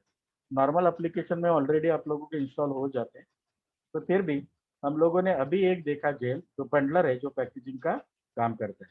ये सबसे ज्यादा download हुआ है और ये by default भी rails के साथ आता है. रीजन इज दैट कि अगर कोई रेल का एप्लीकेशन आप लोग बनाओगे और उसको डिप्लॉय करके वो अच्छे एनवायरनमेंट में चलना चाहिए, तो ये पैकेजिंग वर्जनिंग का जो टेंशन है या फिर डिपेंडेंसीज का जो टेंशन है वो अवॉइड करना है. तो बस thing just gem install bundler. Then next popular है टॉप 10 के हिसाब से इधर मल्टी जेसन. तो जेसन ऑब्जेक्ट का जो जावास्क्रिप्ट ऑब्जेक्ट नोटेशन का जो क्रिटिकलिटी है उसको सिंप्लीफाई करने के लिए, मतलब जेसन ऑब्जेक्ट भी क्रिएट होकर रेडी रहेंगे आपके लिए. देन रेक नाम का यूटिलिटी है, जैसे रेल डीबी माइग्रेट होता है वैसे रेक नाम का ये होता है. रैक नाम का भी एक जेम्स है. प्योर जेसन्स है मल्टी जेसन के बाद. माइम टाइप्स एक्सटेंशन के लिए जेम्स है. एक्टिव सपोर्ट के लिए थॉर नाम का एक जेम्स है. थॉर अभी मैं आप लोगों को उधर नहीं जाना चाहता हूँ. लोकेल के लिए एक जेम्स है, टिप ICS जेम्स. तो लेट अस टॉक अबाउट ये टॉप 10 डाउनलोडेड है, बट हम लोग जो पॉपुलर है जो जनरली डिफॉल्ट आते हैं, बट उनको छोड़ के जो एक्स्ट्रा फंक्शनलिटी और फीचर में बेस्ट है ऐसे जस्ट देखना चाहते हैं. तो रूबी इंस्टॉल RSpec अगर आप ओके जेम इंस्टॉल RSpec अगर आप करोगे तो it is one of the most popular review gems that also been downloaded most. RSpec is fantastic for writing unit test cases. तो अगर आप लोगों को यूनिट टेस्ट केस लिखना है और जिसमें से ज़्यादा से जगह हम ऑटोमेटेड करना है, तो आप अपने रेल एप्लीकेशन में जेम इंस्टॉल RSpec कर सकते हो. It is mainly use. Okay student, you need to listen this one. There might be a question what are Ruby gems. Okay, give the example of any 5 Ruby gems. हम लोग आज 10 से 15 देखेंगे, ये 10 है, दूसरी जगह पे भी देखेंगे, जिसमें से 5 या 10 आप लोगों को पता होने चाहिए. Simply name of James and what it does. So RSpec is used for writing unit test case. It is mainly used in BDD and TDD environment, so that is a different thing. Okay, the clear syntax of RSpec enable writing test cases so close to human language as possible. The RailGem is efficient in testing the behavior of particular model in the library. इसका काफी मैंने नाम सुना है और इसका एक application मैं आपका लेने वाला था, but because of time constraint ये जेम के साथ हम लोग एप्लीकेशन नहीं कर पाए. इसका नाम है डिवाइस. काफी पॉपुलर है, मैंने बहुत सारी जगह पे जितना भी मैं रिसर्च या सर्च कर रहा था, डिवाइस जेम का नाम मैंने काफी सुना. The second on Ruby on Rails gems is device gems. So what you have to do, gem install device. The another device नहीं है, SE है, DEVICE. It is popular gem है. What it does? Device simplifies the process of adding authentication. जो हम लोग ये user name password और ये ऑथराइजेशन के बाद हम लोग ऑथेंटिकेशन करते हैं, ऑथेंटिकेशन यूजर नेम पासवर्ड का करते हैं, नॉट ऑथराइजेशन, वो डिवाइस से पॉसिबल होता है. तो हम लोगों को सेशन वेशन वेरिएबल, ये लॉगिन ऑथेंटिकेशन, पासवर्ड, कैप्चा वैप्चा, ये सारी चीज़ों का चीज़ें ध्यान में नहीं रखने के. रेल डिवाइस आप जब इंस्टॉल करते हो या फिर डिवाइस से कोई एप्लीकेशन बनाते हो तो आप लोगों का विथ ऑथेंटिकेशन एक आता है, सिर्फ आप लोगों को ऑथेंटिकेशन के डेटाबेस में या एनवायरमेंट वैल्यू में चेंज करना है. If there is a web page that needs a login authorization, most developers skip to write the code install device. Gem install device. It offers 20 different modules, including database authentication चाहिए, authentiable चाहिए, confirmable चाहिए, recoverable चाहिए, registerable चाहिए, rememberable चाहिए, trackable चाहिए, timeoutable चाहिए कि 3 minute के बाद आपको ऑटोमेटिकली लॉग आउट होना चाहिए, वैलिडेटेबल चाहिए या लॉकेबल चाहिए, मतलब 4-5 अटेम्प्ट के बाद एप्लीकेशन लॉक करना है. Omni Youth is primarily used for Facebook and Google plus authentication. That's what it is popular. So device क्या करता है, आप लोगों का यूजर नेम पासवर्ड का जो मैकेनिज्म है उसका आप लोगों को एक कोडिंग के साथ स्ट्रक्चर बना कर देता है. आप एप्लीकेशन में यूज कर सकते हो. Default admin user name password आप लोग चेंज कर सकते हो. नेक्स्ट है active record import. This is the Ruby gem for Ruby on Rails. It is use for insert bulk of record. ये हम लोगों ने देखा है कंट्रोलर वाला या फिर it generates the minimum SQL insert statement. It helps the eliminating the n+1 insert problem. As one of the top Ruby gems, the best practice is to insert up to 10 records with active record. एक साथ 10 record को कर सकते हैं. On the contrary, inserting more than that might be a challenge. हाँ, उसका limitation है. एक साथ 10 रिकॉर्ड इंसर्ट करने के लिए कोड जनरेट करके देता है along with controller model and view. Pry है एक James. Pry is the meta plugin for library, meta plugin or library. While integrating the library, some gems may return error due to improper integration. तो Pry क्या करता है? Pry is used for debugging these errors. हम लोगों को मैंने बोला था ना, मेल में क्या एरर आ रहा है पता नहीं चल रहा है, डिपेंडेंसीज के कुछ एरर आ रहा है. बंडलिंग जैसा पैकेजिंग नहीं करता है, लेकिन लाइब्रेरीज में अगर कुछ एरर आ रहा है तो अपने आप अपने एप्लीकेशन को ठीक करने के लिए Pry जेम्स यूज होता है. तो हम लोग ये यहाँ पे ये सारे जेम्स चेक कर सकते हैं कि हमारे पर्टिकुलर एप्लीकेशन में जेम्स है या नहीं. तो same I will just ask प्राय डैश वी वर्जन चेक करेंगे. अगर वर्जन रिटर्न होता है तो वो वहाँ पे इंस्टॉल है, अदरवाइज जेम इंस्टॉल प्राय आप लोग कर सकते हैं. तो what it does, pry is used for debugging the errors of libraries return by the libraries problem of binding gems, including syntax highlighting, start editor, run git, जो GIT हम लोग यूज करें. Okay, now let us see कि हमारे पास प्राय है या नहीं. Pry dash v, okay, it is not there. तो हमारे इसमें इंस्टॉल्ड नहीं है, बट हम लोग जेम इंस्टॉल प्राय कर सकते हैं, but that is not a time. Rail based practices. The rail based practice gem is more of the, देखो नाम भी क्या लिखा है, rail underscore based underscore practice. This is the gem library. It is one of the most unique Ruby gems. While it doesn't find bugs in the code, it identifies the line that could lead to the future errors in the code execution. So what we can say, mindful gems, what we can say, future predict कर रहा है वो, because आपका line of code को optimize करके read करता है. So this gem, real underscore best practices, identifies the lines in your code that could lead to future error in the code execution. Also, It offers a valuable suggestion for improving code quality, like कहाँ पे annotation add करने हैं models में, and many more suggestions वहाँ पे written होते हैं. Rubocop. It is one of the popular Ruby gems for analyzing code quality. Code optimization के लिए ये भी यूज होता है. Developer के लिए favorite है. It ensures that the web application code matches the Ruby style guides for writing the best program.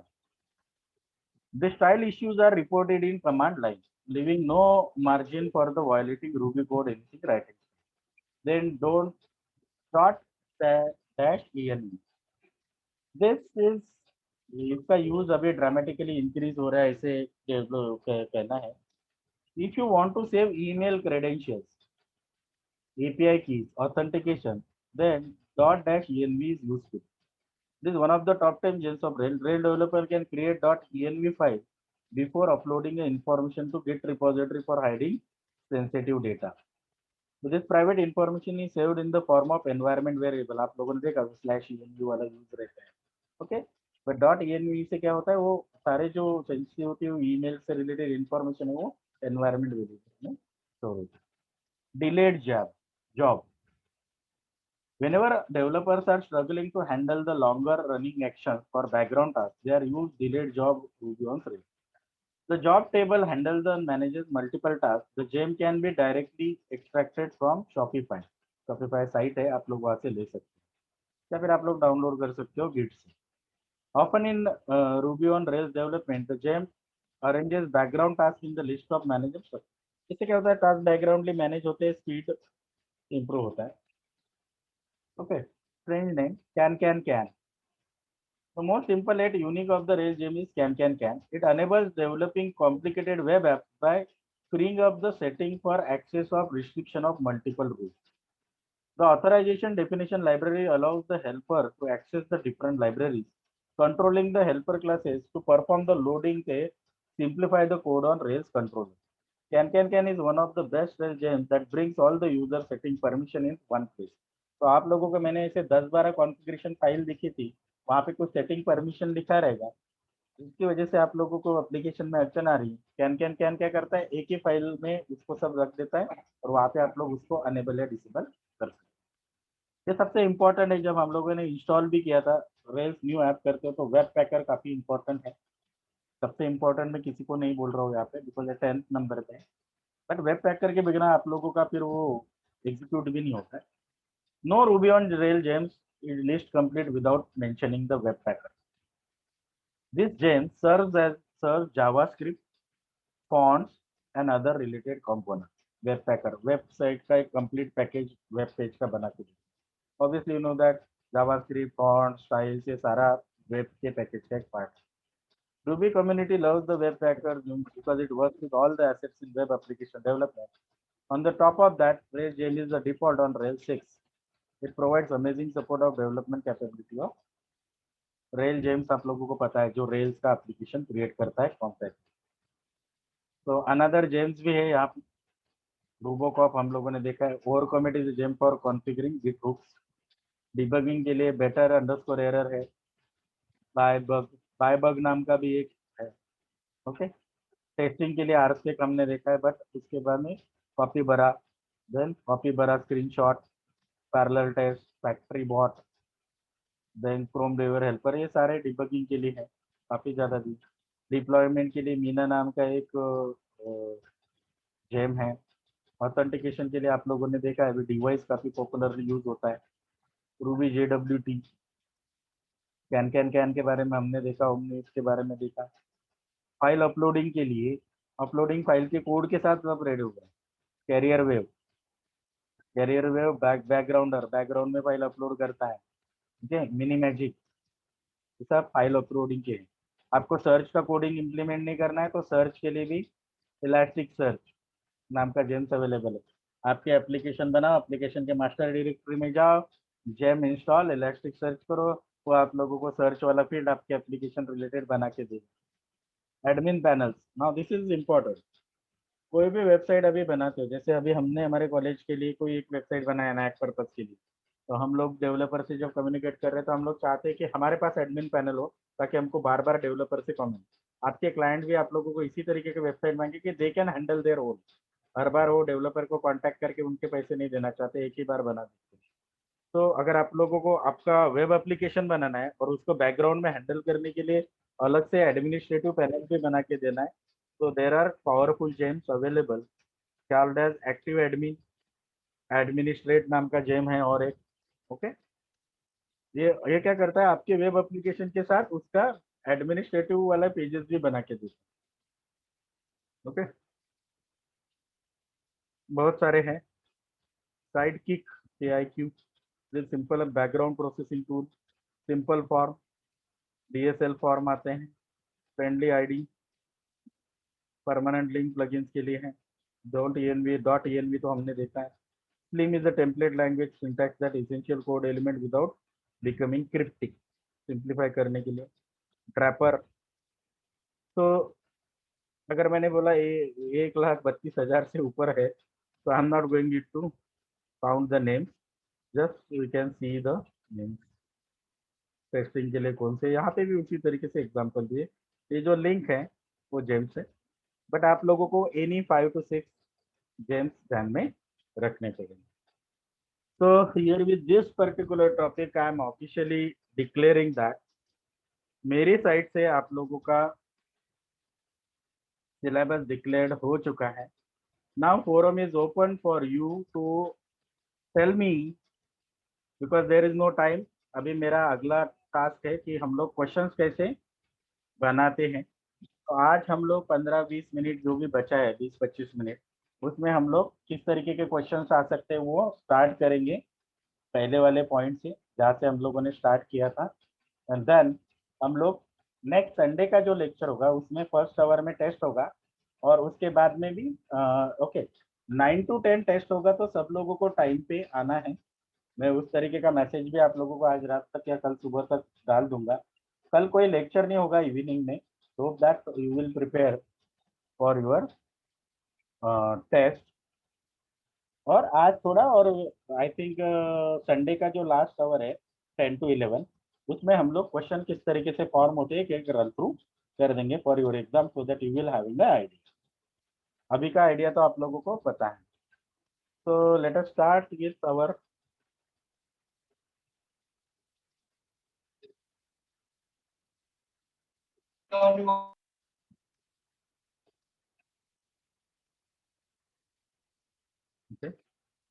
तो आज हम लोग कुछ क्वेश्चनिंग देख लेते हैं जो हम लोग करने वाले।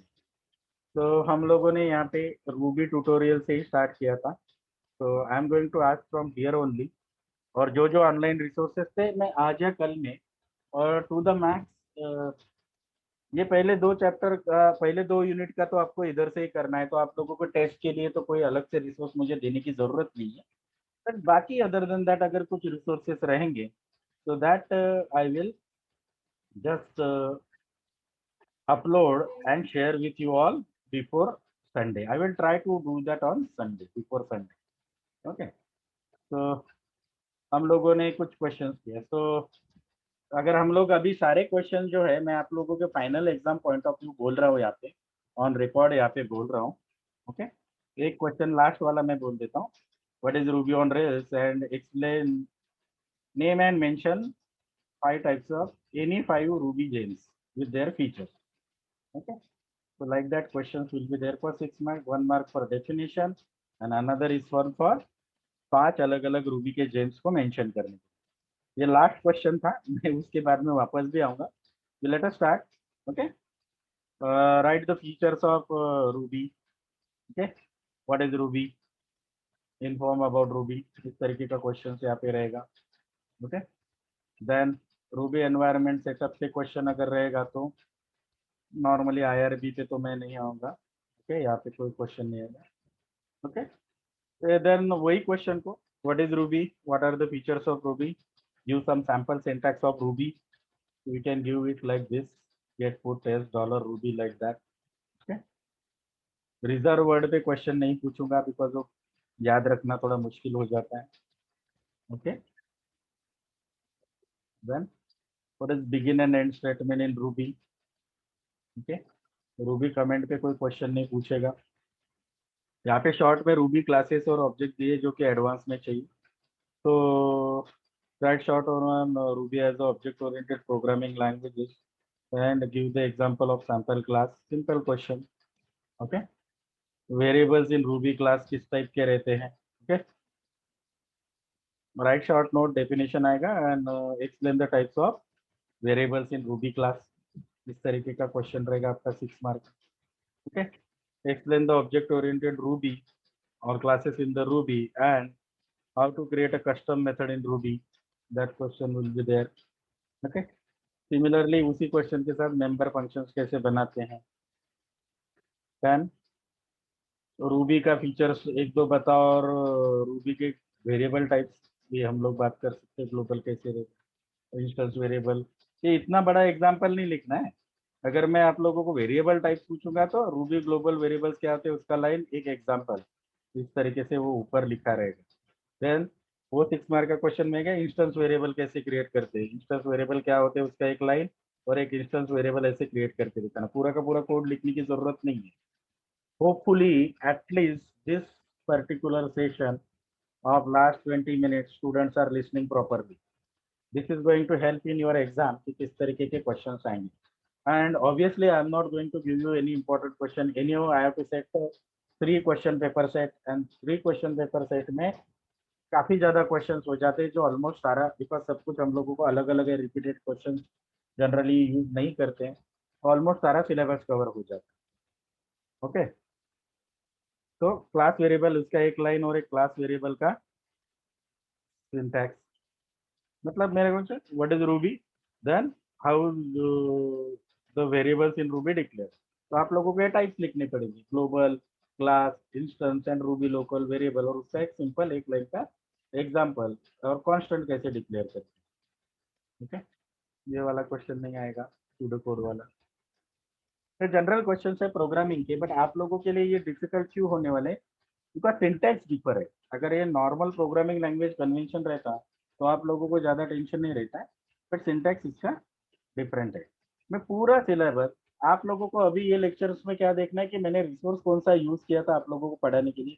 यस, आप लोगों के ग्रुप में मैंने पूरे यूट्यूब वीडियोस भी डाले, सारी लिंक्स एक साथ भी डालूंगा, बट वो संडे तक मुझे थोड़ा टाइम दीजिए। एक साथ एक ही पेज में एक ही फाइल में लिख कर दूंगा कि यहाँ यहाँ पे आपके लेक्चर्स हैं, वो एक साथ भी दूंगा। अगर किसी कोई मैसेजेस डिलीट करता है तो उसको भी काम में आएंगे। ओके, रूबी के बारे में थोड़ा definition and explain the Ruby arrays, यहाँ पे आप लोगों को एग्जांपल देना पड़ेगा। ओके, रूबी हैशेस, या तो फिर right short note on Ruby arrays and Ruby hashes. तो इसमें रूबी एरेज को 2.3 मार्क्स रहेगा along with explanation and example, Ruby hashes को 3 मार्क्स रहेगा। ओके, देन या तो फिर कॉम्बिनेशन आएगा रूबी हैशेस या रूबी रेंजेस, या फिर रूबी एरे और रूबी रेंजेस, इस तरीके के क्वेश्चन फॉर्म होंगे। ठीक है, ठीक है, राइट है शॉर्ट। मैं काफी स्ट्रेट फॉरवर्ड क्वेश्चन दूंगा, लेकिन एक्सपेक्टेड आंसर है कि 6 मार्क्स को वर्थ होना चाहिए। क्वेश्चन भी वैसे ही रहेगा। ओके, और किसी क्वेश्चन में आपको लगता है कि आंसर बहुत शॉर्ट हो रहा है तो obviously you have to support it with the example, because अगर हम लोगों ने ये नेट से शॉर्ट मटेरियल यूज करके सिलेबस लिया है तो इसका मतलब ये नहीं हो जाता है कि हम लोग उसमें, तो ऑपरेटर पे तो एक सिंपल क्वेश्चन आएगा, there are types of operator, there are different types of operator, और अगर मैंने सारे ऑपरेटर एक साथ पूछे तो हर एक का एक एक दो दो सैंपल दीजिएगा। ठीक है, देन ये स्पेशल ऑपरेटर है, इसके बारे में 6 मार्क का क्वेश्चन तो नहीं पूछेंगे, बट ये इन कॉम्बिनेशन में लेट अस से यहाँ पे भी मैं कॉम्बिनेशन अगर पूछा ही क्वेश्चन, ओके, तो I can ask you what are Ruby operators. Okay, okay, explain Ruby range operators and Ruby logical operator. तो लॉजिकल ऑपरेटर के लिए मेरे को ये पूरा टेबल एक्सपेक्टेड नहीं। रूबी के रेंज ऑपरेटर में अगर आप लोग ये दो एक्सप्लेन कर रहे हो तो ऑब्वियसली यहाँ पे 2-3 एक्सप्लेन करो, और ये तो ऑपरेटर का डेफिनेशन के लिए 1 मार्क जाएगा। कुछ लॉजिक आपके पास भी होना चाहिए कि इसके लिए कितना राइटिंग वर्थ है, बिकॉज आपके क्वेश्चन सारे राइटिंग में है, that's why I am explaining you this. Then next Ruby comments. I'm not supposed to ask question to PG student about Ruby comments. Okay. If else, obviously आप लोगों को syllabus का part है, इसलिए if else का भी मैं कोई पूछ सकता हूँ आप लोगों को एग्जाम्पल। अदरवाइज फिर मेरे पास भी क्वेश्चन नहीं बचेंगे, पूछूं तो पूछूं क्या। इसलिए मुझे सारे कुछ सिंपल क्वेश्चंस भी बनाने पड़ेंगे, थोड़े हार्ड क्वेश्चन भी। But other than whatever mention in the resource, I am not going to ask you any this time any logical question. Why we are not asking? Because as a teacher मुझे पता है very limited time में हमने syllabus complete किया है। Okay, then I am not going to burden with you with all other extra things. तो at least question अगर straightforward रहेंगे, ये सिर्फ इसलिए है क्योंकि आपको टीचिंग का मुझे टाइम कम मिला, मुझे प्रिपरेशन का टाइम कम मिला, और आप लोगों को भी स्टडिंग का टाइम कम मिल रहा है, प्रिपरेशन का टाइम कम मिल रहा है। तो in that way I am going to do that, so I am not going to confuse with you with the question. But हाँ, पूरा सिलेबस आप लोगों को पता होना चाहिए, पूरा रिसोर्स हम कहाँ से यूज कर रहे हैं यहाँ पे भी बता। तो रूबी मॉडिफायर्स पे आपको क्वेश्चन पूछना पड़ेगा। अभी ये पूरा का पूरा पेज नहीं आएगा, आप लोगों को यहाँ से चेक करना है कि क्या आप लोगों को पूछ सकते हैं। तो आई थिंक अगर इस तरीके से मैं जाऊंगा तो कुछ ज़्यादा है नहीं, पर फिर भी मैं मेरी तरफ से क्या कर रहा हूँ कि मैंने कहाँ से रिसोर्सेज यूज किए थे और कहाँ से आपको क्या पढ़ना है वो आप लोगों को बता रहा हूँ, कहाँ पे क्वेश्चन पूछा जाएगा कहाँ पे नहीं। रूबी लूप पे क्वेश्चन रहेगा, आपके एग्जाम में रहेगा या नहीं रहेगा, but I can draft that question. इसमें डिफरेंट डिफरेंट है, अनटिल चाहिए या किस तरीके का चाहिए, फॉर स्टेटमेंट। 6 मार्क के लिए ये क्या हो सकता है, मैं आप लोगों को दोनों पूछ सकता हूँ, explain Ruby for and Ruby until, like that in single question for 6 mark, 3 3 marks का डिवीजन करके, redo statement and retry statement, like that. Simple simple concept है। मेथड से क्वेश्चन हो सकता है, how the methods are return, ठीक, और उसका सिंटैक्स क्या है, सारी चीजें।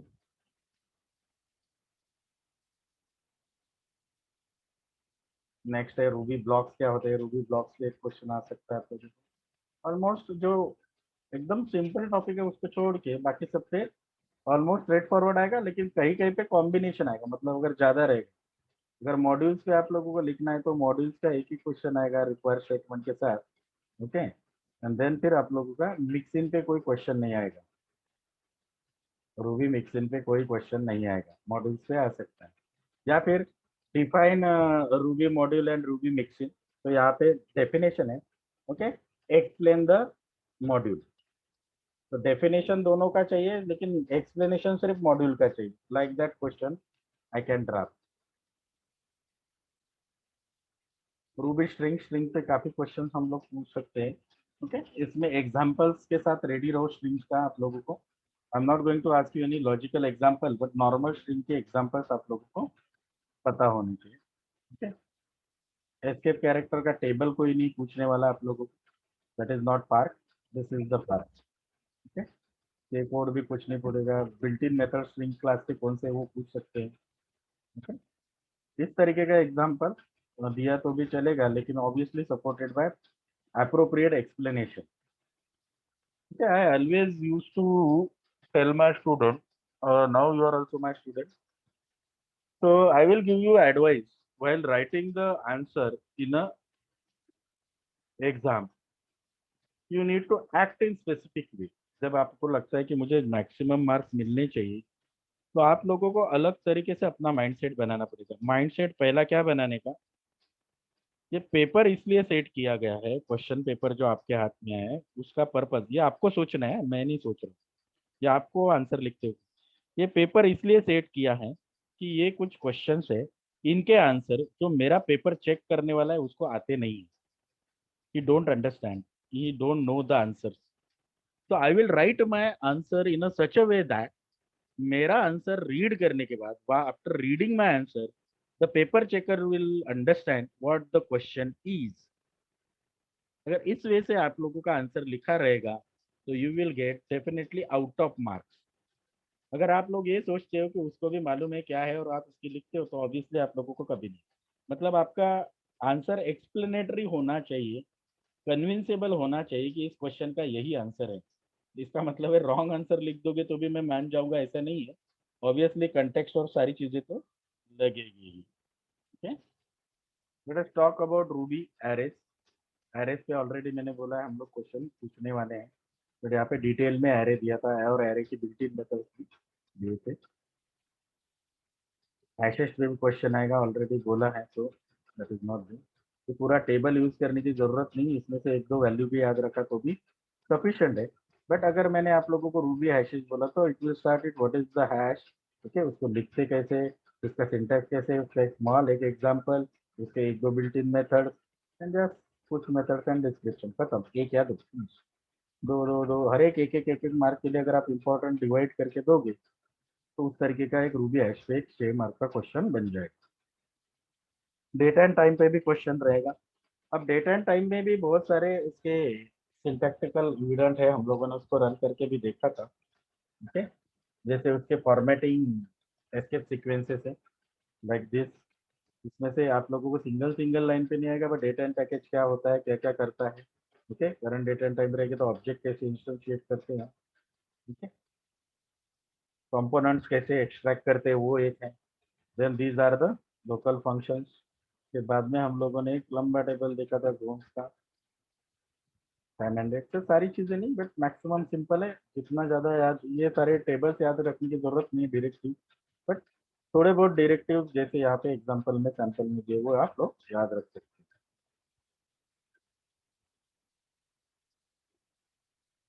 रूबी रेंजेस, रेंजेस में भी क्वेश्चन आएगा आप लोगों को, ठीक है। I am not talking about internals only, मैं 6 मार्क के क्वेश्चन डिस्कस कर रहा हूँ, रूबी रेंज इंटरवल्स की बात कर रहे हैं। इन बिटवीन दैट अगर आप लोगों को कोई इश्यू रहेगा, कुछ पूछना रहेगा तो you can, okay. So I will start again. In between that अगर आप लोगों को और कोई क्वेश्चन रहेगा तो आप लोग पूछ सकते हो। थोड़ा ब्रेकआउट हुआ था तो जस्ट पिछले पेज पे जाते हैं, पहले इसको लोड होने देते हैं। आई थिंक यहाँ से तो हमारा टाइम तक सबका था, यस और no student, students do you able to listen me? Yes. Okay, तो डेट एंड टाइम यहाँ पे थे हम लोग। आगे हम लोग नेक्स्ट पॉइंट पे जाएंगे। रूबी रेंजेस पे ऑलरेडी आप लोगों को पता क्वेश्चन आएंगे, ठीक है, रेंज एज कंडीशन और ये सारा। ये मैं स्पीडली इसलिए ले रहा हूँ ताकि अगले लेक्चर में सिर्फ टेस्ट रहे और रेंज के कुछ क्वेश्चंस कैसे, जो बिकॉज उसमें डिफरेंट डिफरेंट सोर्सेस लिए ना, तो यहाँ पे एक ही जगह पे तो इसके क्वेश्चन इटरेटर्स पे क्वेश्चन आएंगे डिफरेंट टाइप्स का। 6 मार्क का क्वेश्चन इटरेटर पे आ सकता है आपको, फाइल आईओ पे क्वेश्चन आ सकता है, ओके। हम लोगों ने फाइनली स्टार्टिंग में मेरे से भी एरर हुआ था, लेकिन फाइनली फाइल क्रिएट किया था, तो file opening file closing file, file creation पे आपको 6 मार्क का क्वेश्चन आ सकता है, ओके। सर इसके बेस पे प्रोग्राम आ सकता नो है नो क्या? No no no listen students, ये एक बात बोलो, जो अगर आप लोगों का प्रैक्टिकल होता था ना फिजिकली लैब में बैठ के, तो मैं एक्सपेक्ट करता था कि आप लोगों ने एग्जाम में कोड लिखना है, do understand? Hello, yes sir. Yes, sir. आप लोगों ने इसको कितना एग्जीक्यूट किया, क्या किया, ऑनलाइन ट्राइड यूज किया या नहीं किया, कितना प्रैक्टिस किया, nobody is to monitor, but at least यहाँ पे जितना है ये कंप्लीट नहीं है, एक छोटा सा सिंटैक्स ही तो है 2-4 लाइन का, तो that is what is expected. Complete program नहीं लिखा, जैसे इसके पहले का बात कर रहा हूँ मैं, ओके। अगर कुछ 4-5 लाइन का प्रोग्राम है, तो 5-6 लाइन का प्रोग्राम है, तो that is as an example आप देते हो तो बेस्ट पार्ट है। अगर आपको आउट ऑफ मार्क्स चाहिए तो that example you have to give. लेकिन अगर जैसे मैंने स्ट्रिंग बोला तो स्ट्रिंग का एक पूरा प्रोग्राम लिख के दोगे आप लोग, ये एक्सपेक्टेड नहीं है, because the lab practicals have not been done, okay. आपको आपका प्रैक्टिकल कैसे कंडक्ट होगा, कोई इंस्ट्रक्शन मिला है?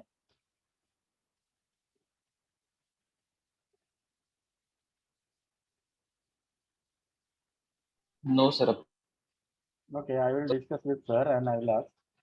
एक्सेप्शन हैंडलिंग पे क्वेश्चन आ सकता है आपका 6 मार्क का, so I am not going to stuck on this particular page, ठीक है। ये पूरा का पूरा नहीं लिखना है आपको, समेटिव ही लिखना है। एक्सेप्शन हैंडलिंग के क्लासेस कौन से रहते हैं और एक्सेप्शन हैंडलिंग का सिंटैक्स मैं आपको बोल रहा हूँ, काफी स्ट्रेट फॉरवर्ड रहेगा। जो आप लोगों को प्रोवोक नहीं करेगा कॉपी के लिए, लेकिन अगर पढ़ोगे तो पॉसिबल है। ये ऑब्जेक्ट ओरिएंटेड के कंसेप्ट रहेंगे। ऑब्वियसली वो रूबी क्लास वहाँ पे बहुत शॉर्टकट में गया गया था। ठीक है, यहाँ पे देखो इधर मेथड्स और मेथड्स में क्लास बताया गया था आप लोगों को इधर, बट ये हम लोग यहाँ पे आ रहे हैं ऑब्जेक्ट ओरिएंटेड। ठीक है, ये टिल जाएगा वेब सर्विस तक। इसमें सिर्फ ये वाला पार्ट आप लोगों को यहाँ से नहीं पूछूंगा, सेंडिंग ईमेल, क्योंकि ये भी मैंने ट्राई किया जब रूबी ऑन रेल्स ईमेल जब हम लोगों का एग्जीक्यूट हुआ ना, तो पता चला कि रेल अपना रूबी जो इंस्टॉलेशन फोल्डर रहता है उसमें कॉन्फ़िगरेशन डॉट आरबी नाम का एक फाइल रहता है। उसमें इतने सारे वेरिएबल्स है, अगर उसमें मैं पोर्ट चेंज करूँ 27 का 587 जो किया था, तो बाकी सारे एप्लीकेशंस में भी बहुत सारे कॉन्फ़िगरेशनल प्रॉब्लम आती है। तो मेरा पूरा पूरा रूबी का एग्जीक्यूशन एनवायरनमेंट चेंज मतलब गड़बड़ होने के चांसेस थे, तो इसलिए मैंने रेल्स में किया। रेल्स में क्या रहता है, पूरा एप्लीकेशन का पूरा डायरेक्टरीज और फाइल अलग से फोल्डर बन जाता है 70-80 MB का। तो कुछ भी गड़बड़ हुई तो उसी में होगी, रेल के इंस्टॉलेशन पे कोई फर्क नहीं पड़ेगा। लेकिन रूबी के एनवायरनमेंट फाइल को अगर मैं चेंज करता हूँ तो रूबी का अपना एक ही डायरेक्टरी रहता है जिसमें बिन में ये सारे लिप्स है, तो वो लाइब्रेरी को चेंज करना मैंने ठीक नहीं समझा, इसलिए नहीं किया। Let us see that. यहाँ पे आप लोगों को एडवांस क्लास के क्वेश्चन पूछे जाएंगे, तो यहाँ पे ऑब्वियसली इस यूनिट में यूनिट नंबर 2 या 3 है आप लोगों का, तो इसमें काफी डिटेल में क्वेश्चंस आप लोगों को पूछे जाएंगे। तो इसके पहले वाले क्वेश्चंस आप लोग एक्सपेक्ट कर सकते हो कि वो आप लोगों के यूनिट 1 एंड 2 में है। यूनिट 1 एंड 2 में आप लोगों को और एक क्वेश्चंस आएंगे जो मैं आप लोगों को यहीं पे बता रहा हूँ, मेटा जिसका मेटा प्रोग्रामिंग का। तो ये एक लिंक है, अगर आप स्क्रीनशॉट ले लेते हो, वैसे भी मैं वीडियो लेक्चर्स रखने वाला हूँ, बट हम लोगों ने ये मेटा प्रोग्रामिंग इस लिंक से देखा था। ठीक है, रूबी मेटा प्रोग्रामिंग ये आप लोगों का यूनिट 2 का ही पार्ट है, तो ये इंटरनल के लिए एक्सपेक्ट कर सकते हो, बिकॉज यूनिट 2 का आधा पार्ट इसी में है।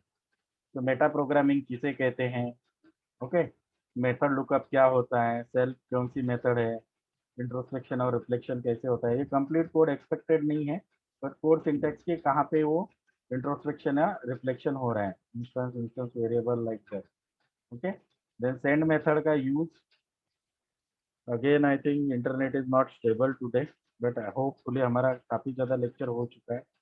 Okay, and then define method, method underscore missing वाला पार्ट। ओके, इसमें मेथड मिसिंग का ये इतना ब्लॉक भी आप लोगों ने बोला तो चलेगा एक लाइन के साथ।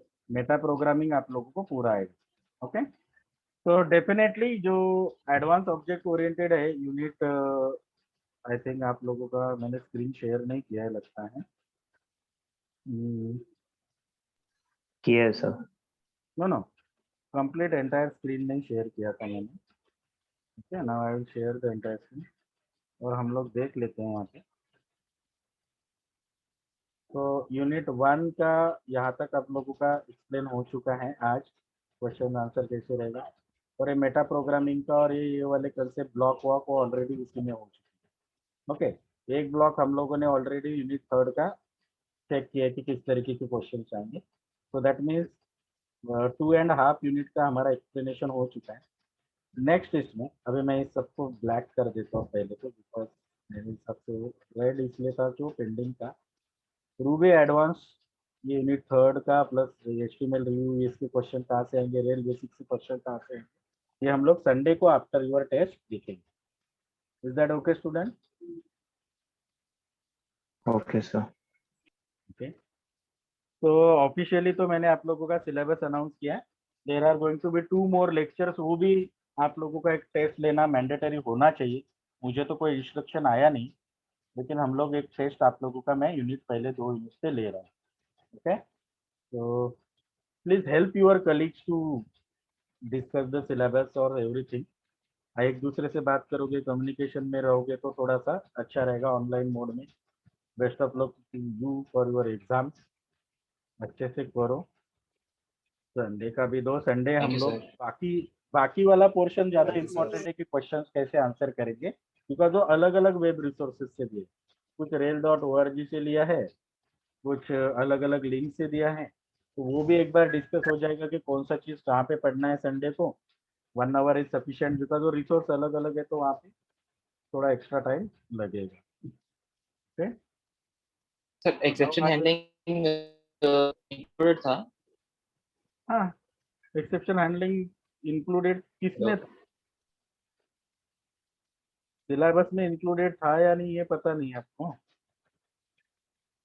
व्हाट यू आर आस्किंग गौरव?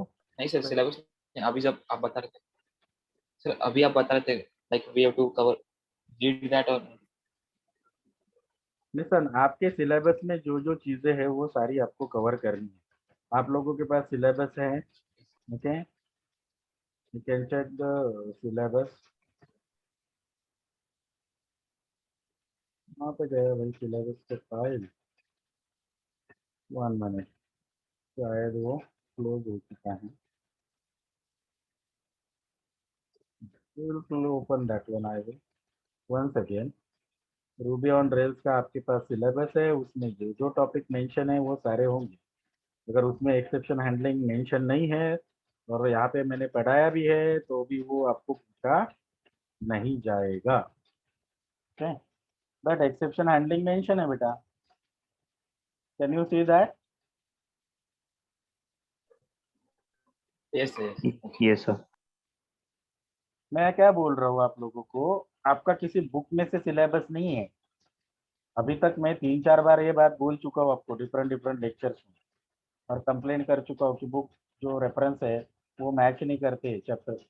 और मैंने जिसमें आपको पढ़ा है उसमें मैक्सिमम चीज़ें कवर हो गई और वो सारे उसी स्ट्रक्चर में, खास करके कुछ यूनिट्स फाइल आए हो। यूनिट 3 तो पूरा ट्यूटोरियल पॉइंट्स का ही लगता है मुझे। I am not going to use that one because इसका कोई लेना देना नहीं है, okay. So I will just press the attendance for you. Okay, I have already posted the attendance.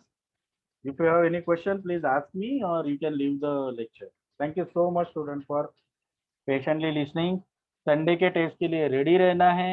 Unit 1 पे रहेगा 10 क्वेश्चन एमसीक्यू रहेंगे, कंपलसरी रहेंगे। 3 क्वेश्चन मैं लिख के दूंगा, उसमें से 2 अपलोड करना है, ठीक है। ऑप्शन 1 अपलोड, ऑप्शन 2 अपलोड, इस तरीके का रहेगा।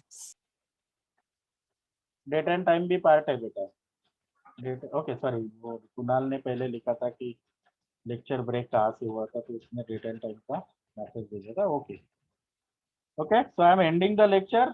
किसी का अटेंडेंस रह गया तो रह गया अभी, because every day. Sir Excuse me, sir. Yes, बोलो किसको क्या पूछना है, फटाफट पूछो। सर ये आप रिकॉर्डिंग शेयर करोगे क्या? नहीं, अरे रोज तो करता हूँ अरे श्रुति, करेंगे रोज करता हूँ ना, मैं डेली कर रहा हूँ। What is this question? हाँ हाँ ओके। अच्छा, मैं इसमें ये बोला हूँ ना कौन सी चीज पे कौन सा क्वेश्चन पूछा रहेगा, इसलिए ये रिकॉर्डिंग इम्पोर्टेंट बनता है। वेरी गुड, हाँ वेरी गुड, वेरी गुड। चलो, Excuse me, sir. Yes yes, बोलो फटाफट। सर मेरे को एक क्वेश्चन पूछना था कि जो अपना असाइनमेंट जो आप दोगे उसका कोई सबमिशन डेट आपने डिक्लेयर किया है नहीं, क्या? मैं वही बोल रहा हूँ, कि मुझे कॉलेज की तरफ से डेट नहीं है, लेकिन आपको अभी कम दिन है, तो जितना पॉसिबल है कॉलेज की तरफ से उतना पॉसिबल डेज में दूंगा, लेकिन आप लोग डेडलाइन मिस नहीं करना। बच्चे क्या करते हैं ओके सर। हमेशा, एंड डेट आया तो लिखना चालू करते, वैसा मत करो। बिकॉज मुझे अगर मैंने एंड डेट दिया तो वो मुझे बोलेंगे मार्क सबमिशन का एक डेट। जैसे उन्होंने श्योर मेरे को सर। परसों का डेट दिया, तो मुझे चेक करने के लिए भी तो आपको टाइम देना पड़ेगा ना, एक आधा दिन। Yes sir. तो मैं आपको इसी तरीके से टाइम दूंगा कि मुझे मार्क सबमिशन का थोड़ा बहुत टाइम मिल जाए, ताकि आपके असाइनमेंट चेक होकर जाए, ठीक है। Okay sir. सर मैं बात क्योंकि कर लेता हमारा हूँ मंडे आजकल। को हाँ यस सर, क्योंकि हमारा मंडे को सबमिशन था and I just wanted to say कि आप हो नहीं सकता नहीं, है अगर मेरे आपको मेरे डेट इसमें मिले टाइम कोई भी मिलेगा, तो आप मेरे टिप्स डेट इसमें को टाइम या मिलेगा, ऐसा रखो। Okay sir. क्योंकि मैंने एंड आज आपको सर बोला है तो मैं मंडे को सबमिशन कैसे मांग सकता हूँ, और यस अभी सर। तक असाइनमेंट दिया भी नहीं। And sir one more thing I just wanted to ask you that जो एमसीक्यूज हमें आएंगे वो कोई दूसरी वेबसाइट से हमें प्रैक्टिस करने हैं या सिर्फ उसी कंटेंट से जो इसी वेबसाइट पे कंटेंट है? में से आएंगे, बिकॉज ओके कंसेप्ट सर। आप किधर से भी प्रैक्टिस करते हो तो कोई चेंज नहीं होने वाला। If I told you okay what are the double at the rates variable called as, तो क्लास वेरिएबल है, इधर भी पूछूंगा तो उधर भी पूछूंगा ना। Yes sir. You understand, instance variable है, क्लास वेरिएबल है, क्या है वो तो कंसेप्ट वही रहेंगे। इसी में से क्वेश्चन आएंगे, इसी में से मैं बनाऊंगा 10 क्वेश्चन, ठीक है। Okay sir. Okay. Okay, now should I close the lecture because काफी time हो गया? Thank you very much, students.